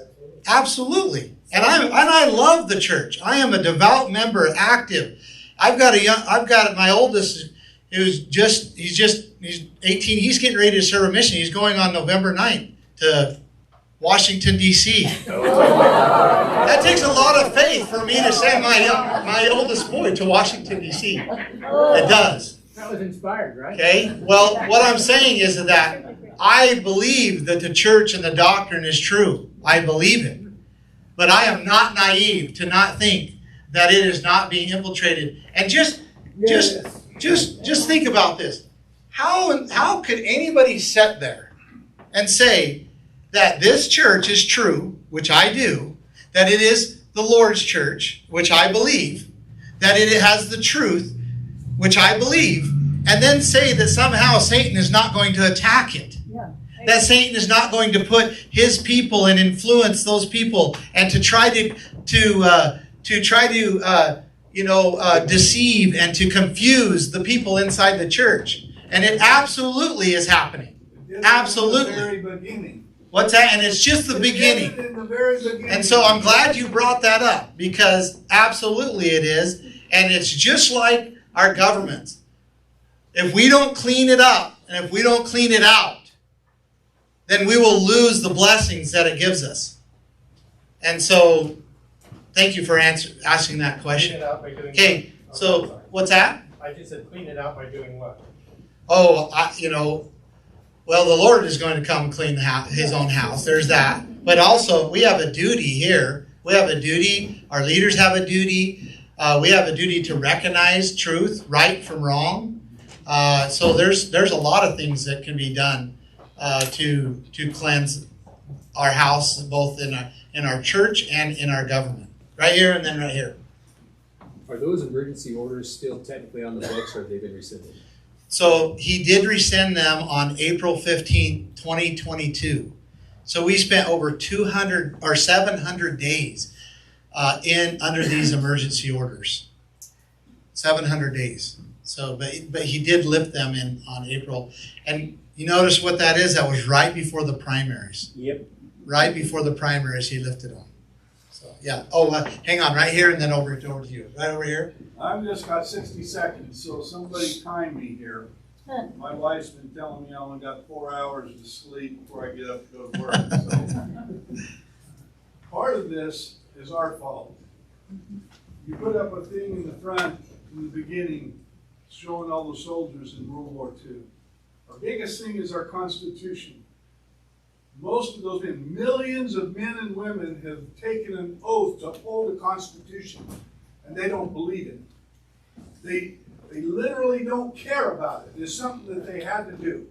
I've taken it 3 times in my life, and it is very close to my heart, and we will lose, and we're going to lose. And as I look over this audience, if I was to ask how many people are over 50, I'll bet over half would be there. And I'm thinking, where are the youth? Yep. You know, we're going to lose this country because of the youth. And I'm glad to see some of the youth here. But we're not teaching our children enough.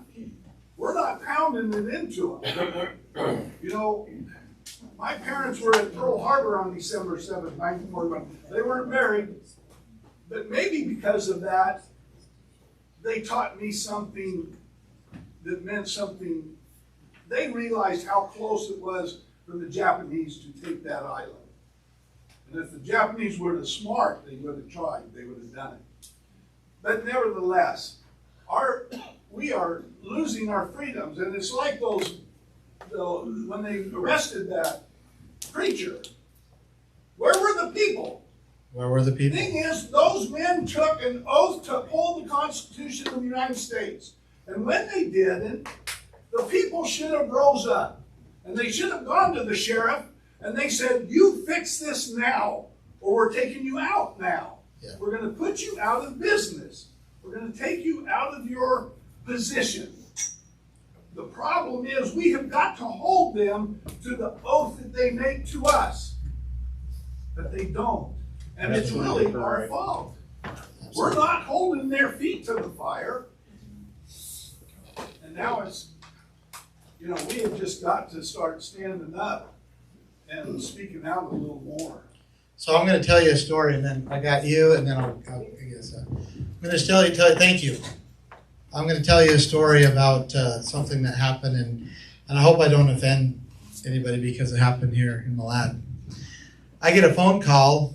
I actually got 2 phone calls, 2 different incidents, pretty much the same story.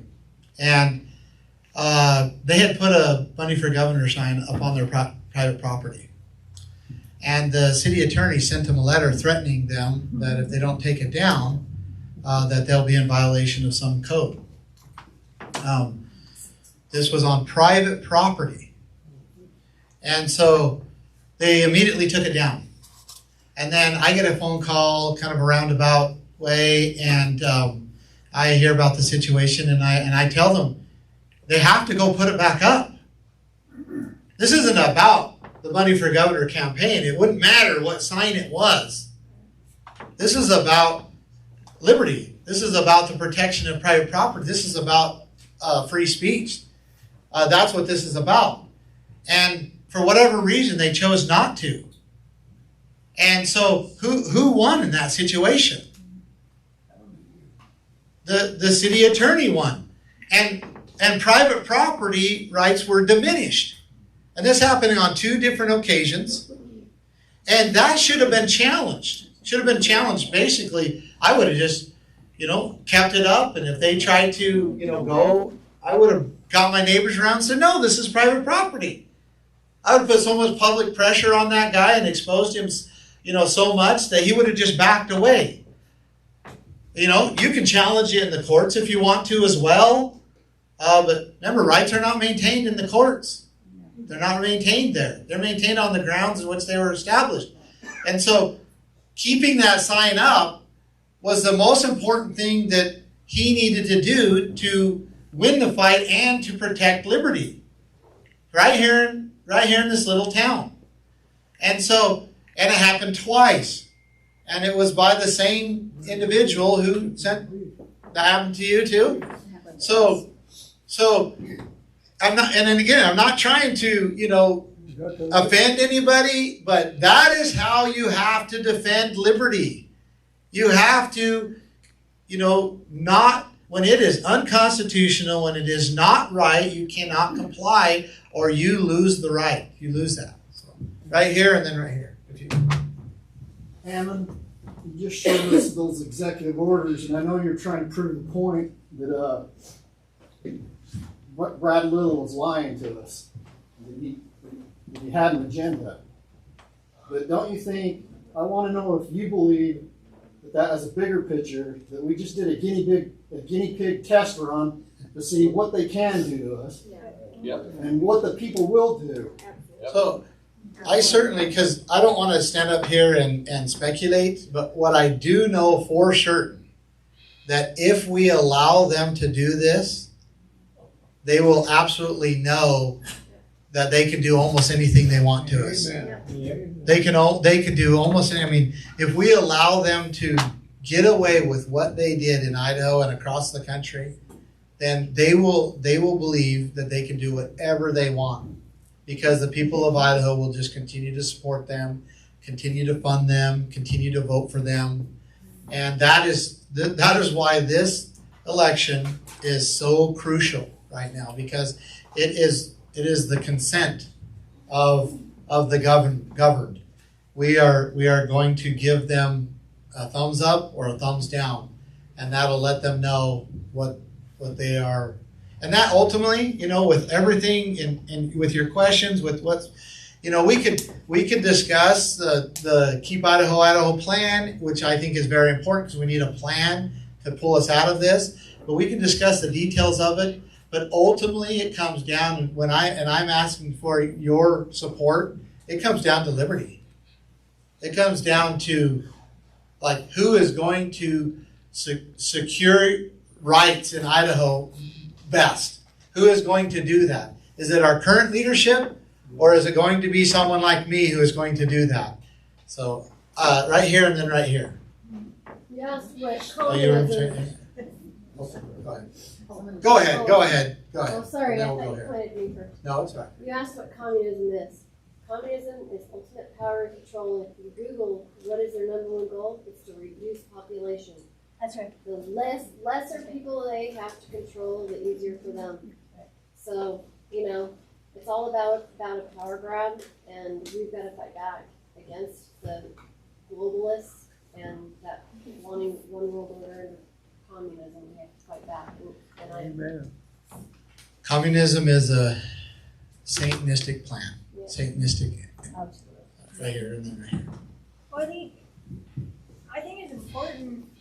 One of the biggest problems is people don't truly understand what is in their state constitution, or even no, it's not, or it is in 8th grade, and then it's not looked upon again. But even Malad has a group of people that meets and has that opportunity to learn about the Constitution, and I think it's super important that a community like this whole area come together and really have a fundamental understanding.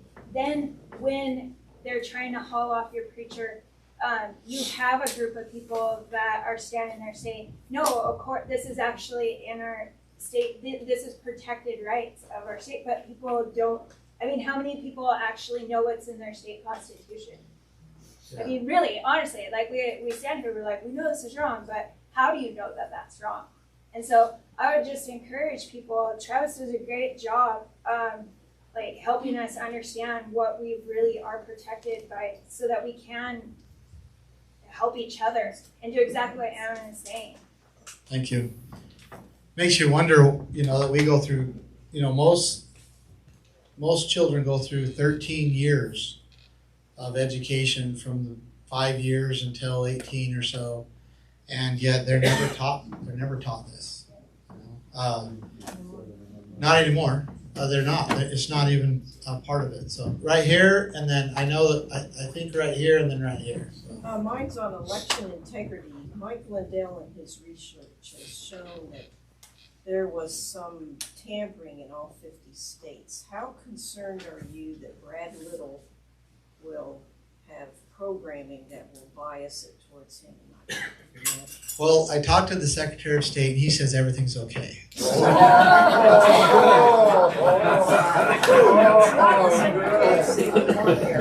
I feel better now. You feel okay? So relaxed.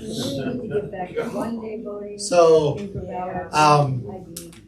what we're doing, we are assigning poll watchers to every poll, which is, there's 600 of them across the state. So yeah, we're having, because it has to be an official. We have to, give them, authorization from the campaign to be an official poll watcher at the poll. So we're doing that with every. How do people volunteer to So learn at that? votebundy.com. Okay. If you subscribe to votebundy.com, then you'll be given. We'll actually send you a link where you can sign up and then get your lanyard, and you can choose what times and everything you want to do it, what precinct you want to do it at, and all of that. So that is happening, so that we got a good eye on them. We're also creating in our campaign software where people, if they see something that doesn't seem right, or if they have some evidence of things that they can report it immediately. And during the week of the election, we have attorneys that will be on staff, computer forensic analysts that will be on staff, and so because we believe that if there's something found or saw that needs to be challenged, it needs to be challenged immediately. Yes. And not 2 days, 2 weeks, Right. 2 months. It needs to be challenged immediately. So, I mean, that doesn't fix all the problems, but we are being very proactive to make sure that this doesn't become something that, well, to do the best we can to bring integrity to the situation. We've already seen it. We already filed some stuff with the courts several months ago because there was a ballot issue in Meridian, and the conservative candidate lost the election by 57 votes because of it. And so they just said, well, it was a mistake, but they knew the mistake was happening over 30 days before the election, and they didn't correct it on the ballot. And they said, well, it would have been too much to reprint all the ballots. And they also said, well, we were hoping for a landslide. Well, it wasn't a landslide. It was 57 vote difference, and then they never did anything about it. So, okay, right here, and then right now. I'm going to regurgitate a question that came up before regarding the church being infiltrated. My brother-in-law is a wealthy businessman. He used to live in Kelowna, British Columbia. And so the general authorities would stay in his home while they would go to the different wards and speak. And when he was talking, I don't know who the apostle was. That was in his home at the time. But a question had come up to President Benson by one of his bodyguards. And he said, are you not worried? Are you not afraid of the men and women in Washington? President Benson walked him over to the window, the apartment that they have overlooking Duffus Road. He walked him over and he said, I am not worried about the men and women in Washington. He pointed at the church building. He said, I am terrified of the men and women in that building. And so he just left it at that. And so same thing, I leave it at that, but you're very correct as to what you had said before. Ammon, are you looking something up? While you're doing that, I just double checked. There's 932 precincts in Idaho. We need 932 volunteers in the state. Well, more because unless you want to be there the whole day, 8 a.m. to 8 p.m., you need to take shifts. So it's a huge, huge task. But yeah, volunteer on the website. We've got a county chair. Robin, are you here? I'm over here. Oh, she's over here this time. Robin's county chair here in Oneida County. She can help you get signed up for that too.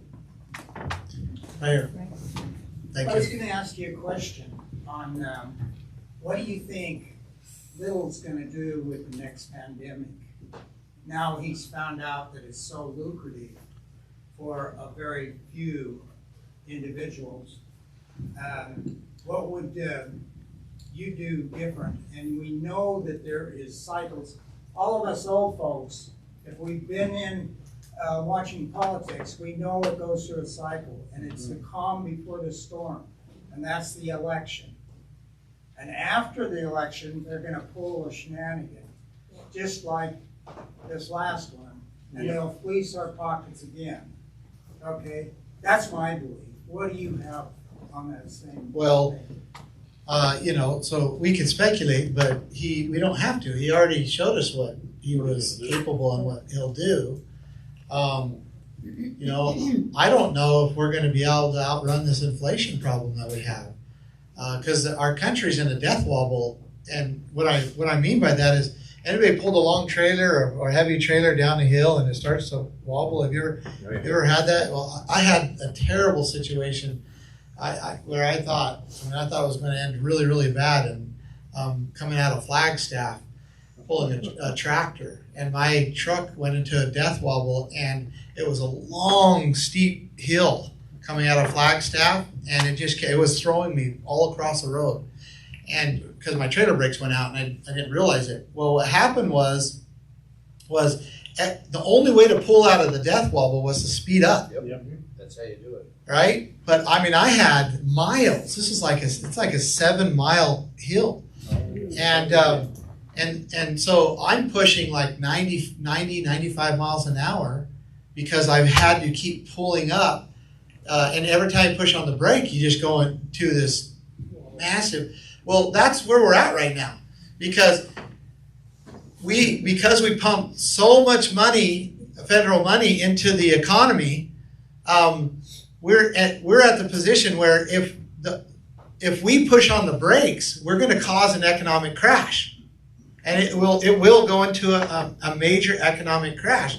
And so, but if we keep pushing the throttle to speed out of it, then we lose all our wealth through inflation, and that's where we're at right now.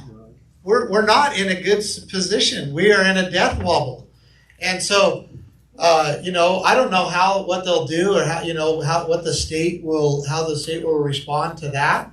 But I know personally, and I believe it's with the state as well.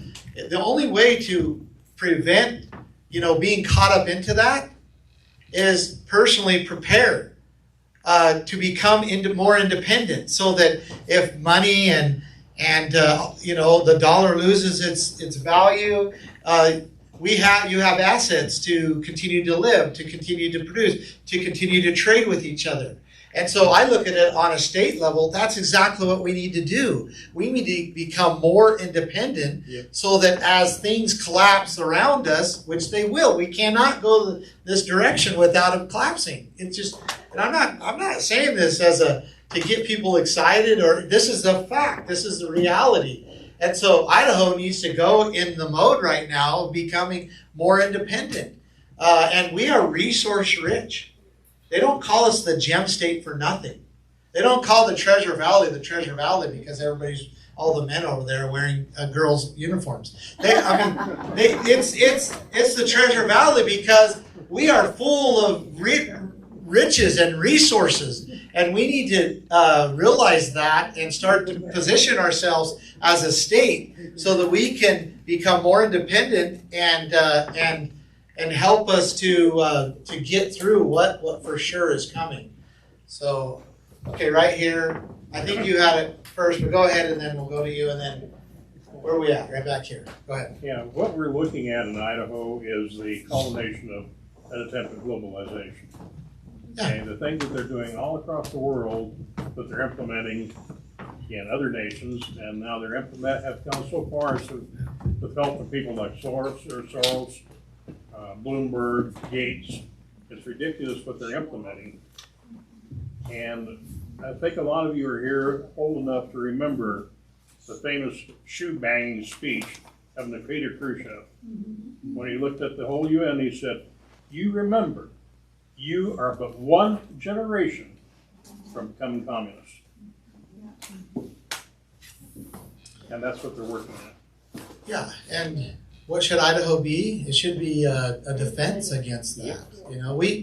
The states are supposed to check and balance the federal government. The federal government is supposed to check and balance the world.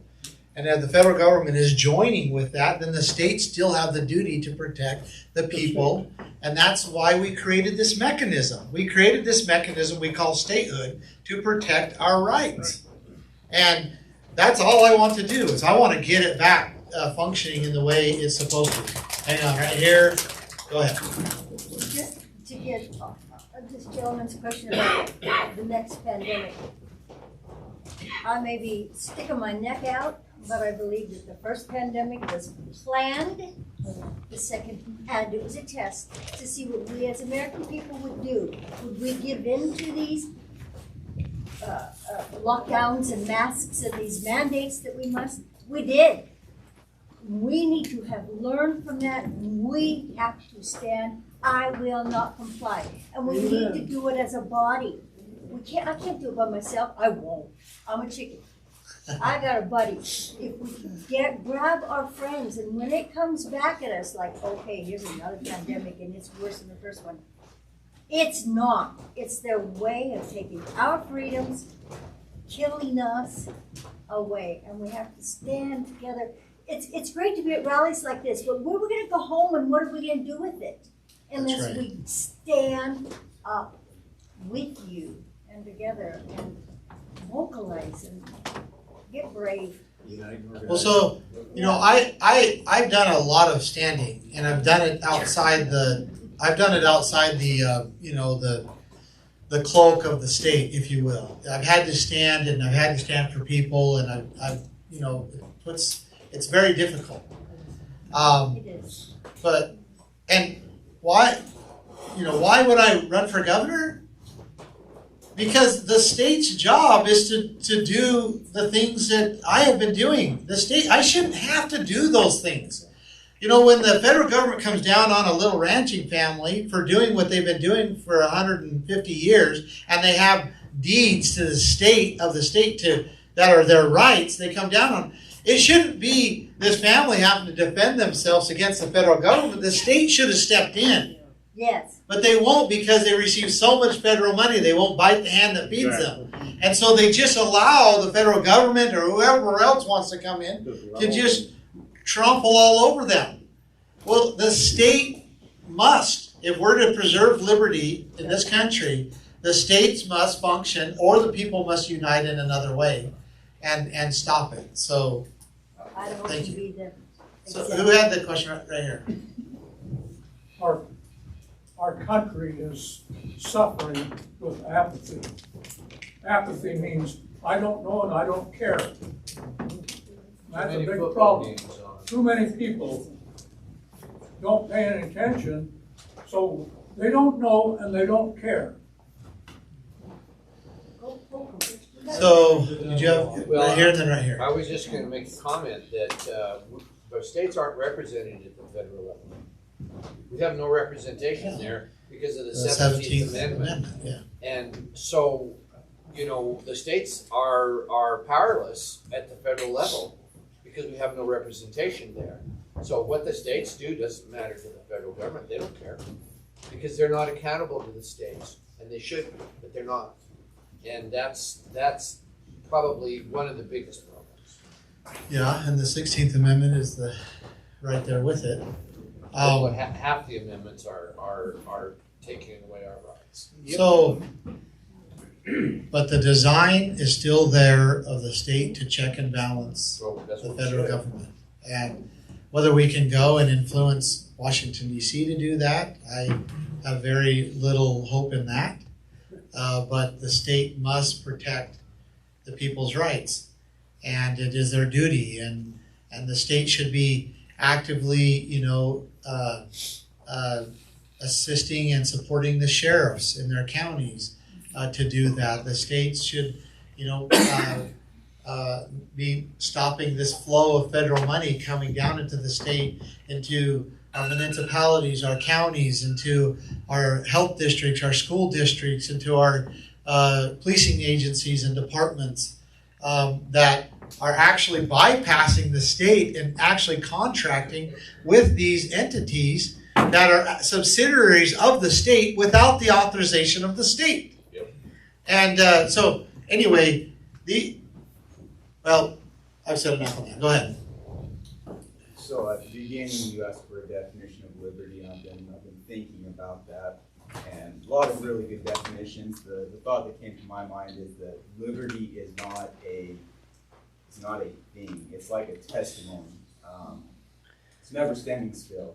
It's either growing, you're either obtaining liberty, or you are losing it. And so, just listening.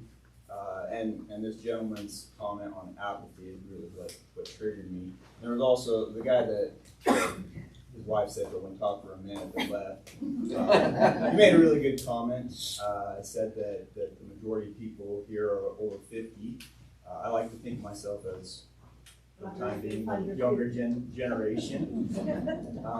Thanks for being here. And so anytime I come to any of these kind of meetings, city council, county commissioner, whatever it is, my question is always, and your story about the two Malad signs really strikes home, because I am a believer that, we can talk about the federal, we can talk about the state, we can talk about all these things, but what does an individual person do? What do I do? What does the people do who are told, take down your signs? And that's a terrifying thing. You weren't trying to offend anyone, but a person who's told by the city attorney, you got to take those down or we're going to come after you. That's a scary thing. And I mean, you know what that feeling is. You had the federal government come after you. So my question for you, because my wife said I can't make a statement without a question, is what does not only a person, but the younger generation, since we need to learn this, how do we as individuals build that foundation to fight back for liberty? So, I mean, that's a big question, but I will relate it back to what happened at the Bundy Ranch, because my dad knew his rights. He understood them. He understood the Constitution, the limitations of the federal government. He understood, his deeds and what they meant and what rights he had and that he had either purchased or inherited. He understood. So number one, understand your rights. Understand them. And that has to be a spiritual understanding too, because our rights come from God. So the best way to know what your rights are is through the Spirit of the Lord teaching you what they are. Now we have some great resources, and one of the best ones, I think, is the Declaration of Independence, because it lays out, where they come from, what some of them are, and then it lays out the purpose of government. Who created government? It wasn't God, it was man. And they created them for the purpose of securing those rights. And that if the government stops functioning and doing what they're supposed to, that the people have a right to alter or abolish it and to set up new guards. This is our founders, writings. And then it also gives a bunch of examples of what was happening to them that they understood to be violations of their rights. So understanding your rights, absolute number one. And then understanding how you maintain, how you secure those rights. And again, it's not done in the ballot box or in the courtroom. Other things go on there that are important. And because rights are secured by claiming them, using them, and defending them. And a lot of times you can't defend them on your own because you become isolated. The powers are built too much against you. You're just one person. And as wickedness combines and unites, it becomes very difficult for an individual to defend their rights, even though they're willing to and they want to. But they have to make the decision, if I'm going to lose my life. And what am I willing to give up to preserve my life? Well, the only way to change that is what happened at the Bundy Ranch. And that is hundreds of people came around my family, thousands of people came around my family and secured our rights. Said, we're going to secure these rights. These rights, what's happening here is not, right. We're not okay with what our government is doing. We're going to secure these rights. And it set things straight. It was amazing. Even though we had to correct the mayhem and get the cattle, back and get them back on the range, and they did kill about 60 head of cattle, and we had to fix the water infrastructure, and we got all that back together. In about a year, they were back on their feet doing exactly what they were doing before, but never ever were they able to take those cattle off the ranch. And so you have to apply that with reality, with your life. Know your rights, understand how to claim or how to maintain and secure those rights, and understand that part of that, when it comes to defending your rights, is having a community that knows you, that understands you, and also defense. When that happens, imagine with this sign thing. I mean, it's a pretty simple thing, right? I got you. I'll get here in just a second. Imagine with this sign thing. Immediately, if that person would say, "Hey, look, this is happening to me. The county attorney is trying to get me to take my sign down on my private property," and imagine if a community like this here understood that was a violation of their rights, the right to own and control property. And so they would immediately all gone to either wrote a letter or went to a meeting, and all of them voiced their distaste directly to that individual, whatever his name is, that attorney. Say, "Look, you're not going to do this here." Problem solved. Problem solved.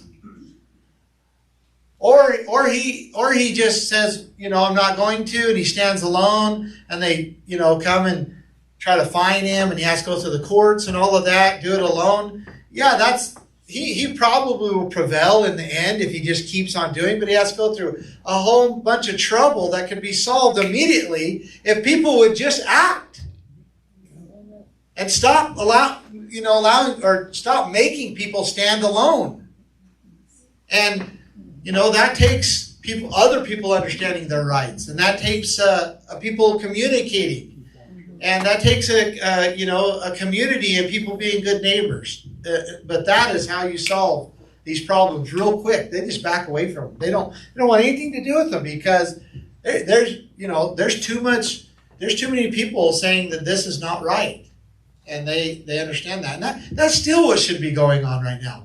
That attorney should be so nervous for his job right now, and anybody who has any say in his employment should have the same pressure put on them, that he would write such a letter to an individual or individuals in this city to infringe upon private property in that way. And he's completely misinterpreting the statute, by the way. That statute was meant for public property, not private property. So putting a sign 60 days before, a political sign on public property 60 days before the election is what the code says, and that's fine because that's public property. But when it comes to private property, that code and ordinance does not apply. And he's trying to use it to scare people because he knows they don't understand their rights. So hopefully, in all that I said, I was able to answer your question. All right, so right here and then right here. So, and then Wendy, you're going to have to shut us down here soon. As one of the member of the elite groups that managed to get a snotgram from the city attorney, I was very offended and very angry. But, as a wise man once said, pick your battles. And my battle is not with the county attorney or the city attorney. My battle would be with those that wrote such a ridiculous little ordinance. And I'm making it my personal little battle to make sure that they don't serve again or write another ridiculous ordinance. It's absolutely stupid. So, I mean, I understand what you're saying. However, I'll warn you that these people will use anything. So, Idaho, if you remember in 2018, they redid their private property or their trespassing laws. And they completely redid it. And the whole intent was to strengthen private property. But what it did is it allowed the prosecutors of the state to basically claim the same rights that are protected in that statute to public property. And so we saw them all across the state when people were trying to go to, city council meetings or school board meetings, whatever, without masks. We saw them use the trespass law and claim that public property was private property as far as the law applies and arrest people. And so, and the reason I say that because I know the authors I know them very well, the authors that redid the trespass bill. I know what their intent was, and I see how the attorneys and how the state, the bureaucrats, used it against the people. But this is written as a city ordinance. I understand. Yeah. But the challenge, remember, the rights are maintained on the grounds in which they were established, and that is on that person's property with that sign. And if you don't fight that fight there, you don't really have much of a fight. Right.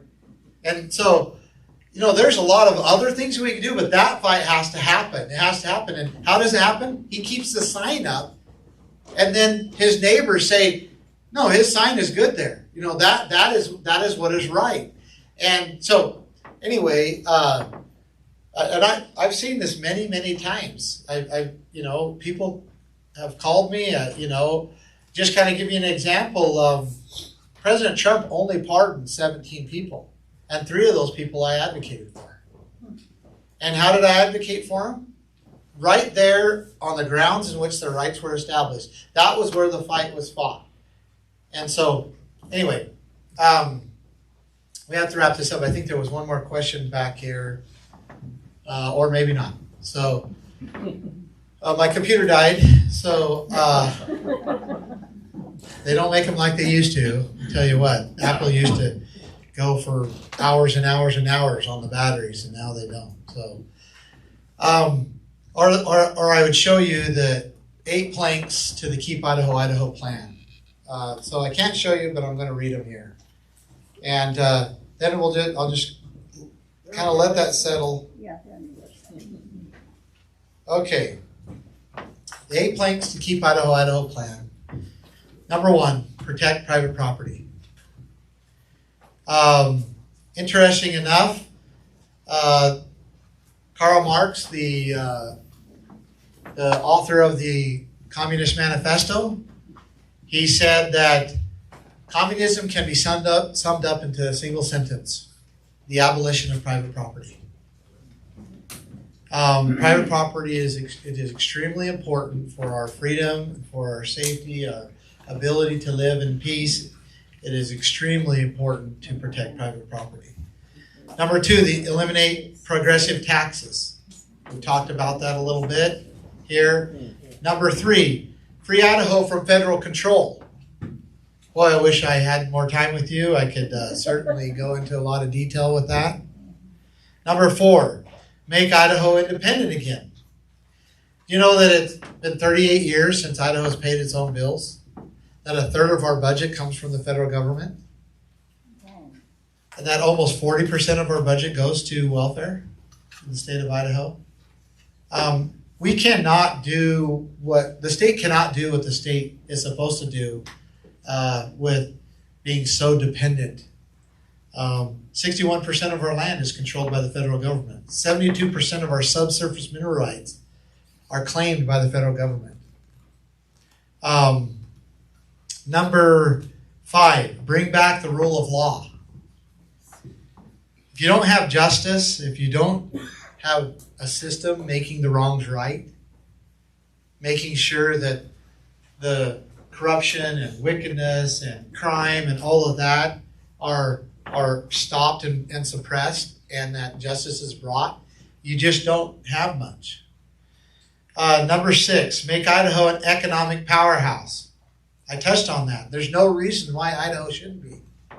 We are resource rich. We have so much opportunity. We have water, fertile land, minerals, natural gas. The list goes on and on. Lumber. It's tremendous, the resources that we have in this state. And there's no reason why the people should not be able to benefit from that. And because of it, make Idaho an economic powerhouse. 7, secure the quality of life for every Idaho family. Right? The purpose of the state. We should have a quality life. It should be secured. We should be able to feel that we can be free, that we can travel and trade, that we can worship without threat or hinderment. And finally, number 8, make Idaho an example of peace and prosperity to the rest of the world. And boy, does the world need it. Or boy, does it need it. So, kind of wrap this up. You've been very patient with me. We've had a good discussion here. We've gone on quite a while, and I'm thankful for that. But I have to ask you to do something. Otherwise, we end up like the birds that had this great meeting, right? And they all walk to the meeting. And one bird gets up, and he gets up to the podium, and he goes, I have to show you something amazing. And he gets up there, and he gets on the edge, and he jumps off, and he flies around the room. And he says, and you can do it too. And they all start flying around the room, and there's this huge energy, and they're like, we can fly, and it's an amazing meeting, and they're all now flying. They all know they can fly. And when the meeting's over, they just walk home. And so I'm going to ask you to do 3 things. 1, and they're simple things, but they'll go a long ways, and I'll explain it a little bit. 1, subscribe to votebundy.com. Go to the email and subscribe. The first line of defense is communication. And so what will that mean? 1, you'll get on our list. Yeah, you'll be on another email list. I promise you. Well, I can't promise you now because we're sending about emails about every day because we got 45 days left. But we've been very, very good about not, overwhelming. But this is how we get you information. We're going to send you videos and articles and things that you can we're going to show you how the website is broke down where you can take a single issue or something that I've said, a comment or an article, and you could link it and send it to your friends. And this is how you can reach out and spread this information and also combat the disinformation out there as well. And so, subscribe to votebundy.com. Get familiar with the website. Use it. We're going to be sending you information. And I promise you after the election, we won't send you any information after that. So we got 45 more days. 42. 42 more days. Oh man, it keeps going down and down. We're going to be doing a huge media push here in the last 42 days. And one of the ways that we send you information is through the emails. Okay, so. I got these little books. Okay, I'm not quite ready for. Oh, go ahead. They have the unanimous Declaration of Independence, and I got them. Okay, so you have the. Wants one, they can have it. Okay, so and it has the Declaration of Independence in it. Yes, it does. So he's got a little book here. And it has the Constitution. It has all of your rights. Excellent. That you got on page 8 is the Communist Manifesto. Oh wow, sounds like a good book. Anybody that wants one. They're right here. Come grab one. So that's number one. Number two. Enough, I'll give you some more. Thank you. I'll take one myself. I think I've got one from you before, actually. Yes, really Yeah. good information. So number two is I need you to be brave, and I need you to put a yard sign in your front yard. You want to have a good conversation with your neighbors? Put a Money for Governor yard sign. And then also with this information, you got to be brave. I mean, if bravery means that just sending a link to your friends, then do it. And become more brave and get used to it. And yeah, you might get some negative feedback, but what we found is most of it has been very positive that we get. And people appreciate it. But if we think that we could just not open our mouths at this time in our history, and that we're going to secure our liberty and unite with people and help people understand what's right and wrong, and just do it and just be silent in our own homes, it won't happen. We have to send the information. And then last but not least, every politician has to ask you for money. So votebundy.com. I do need you to contribute. And why? Well, because all this media that we are creating costs money to create, and it costs a tremendous amount of money to spread around the state of Idaho. I mean, think about it.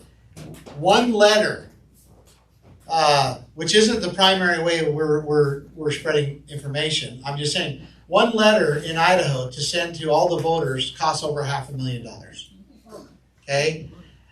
Well, there's more effective, better ways to send information through social media, but you have to do it through paid ads because there's so much censoring going on, and the cancel culture is really live. So the way to get around it is through paid media ads. And so every dollar that you spend or that you contribute to the Bundy for Governor campaign will go to sending this message out. Videos like that you saw here, many other videos that we are doing that you will be aware of if you're a subscriber. And then you'll be, so those three things.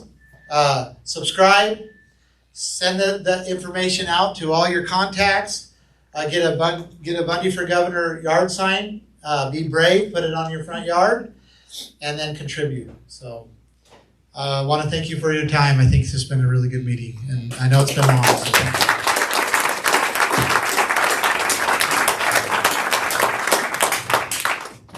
I really want to thank Ammon for coming and spending time with us. We are going to be passing around a clipboard. If you want to put your name and phone number on here, we also can have that to help you get on Vote Ammon for Bundy website.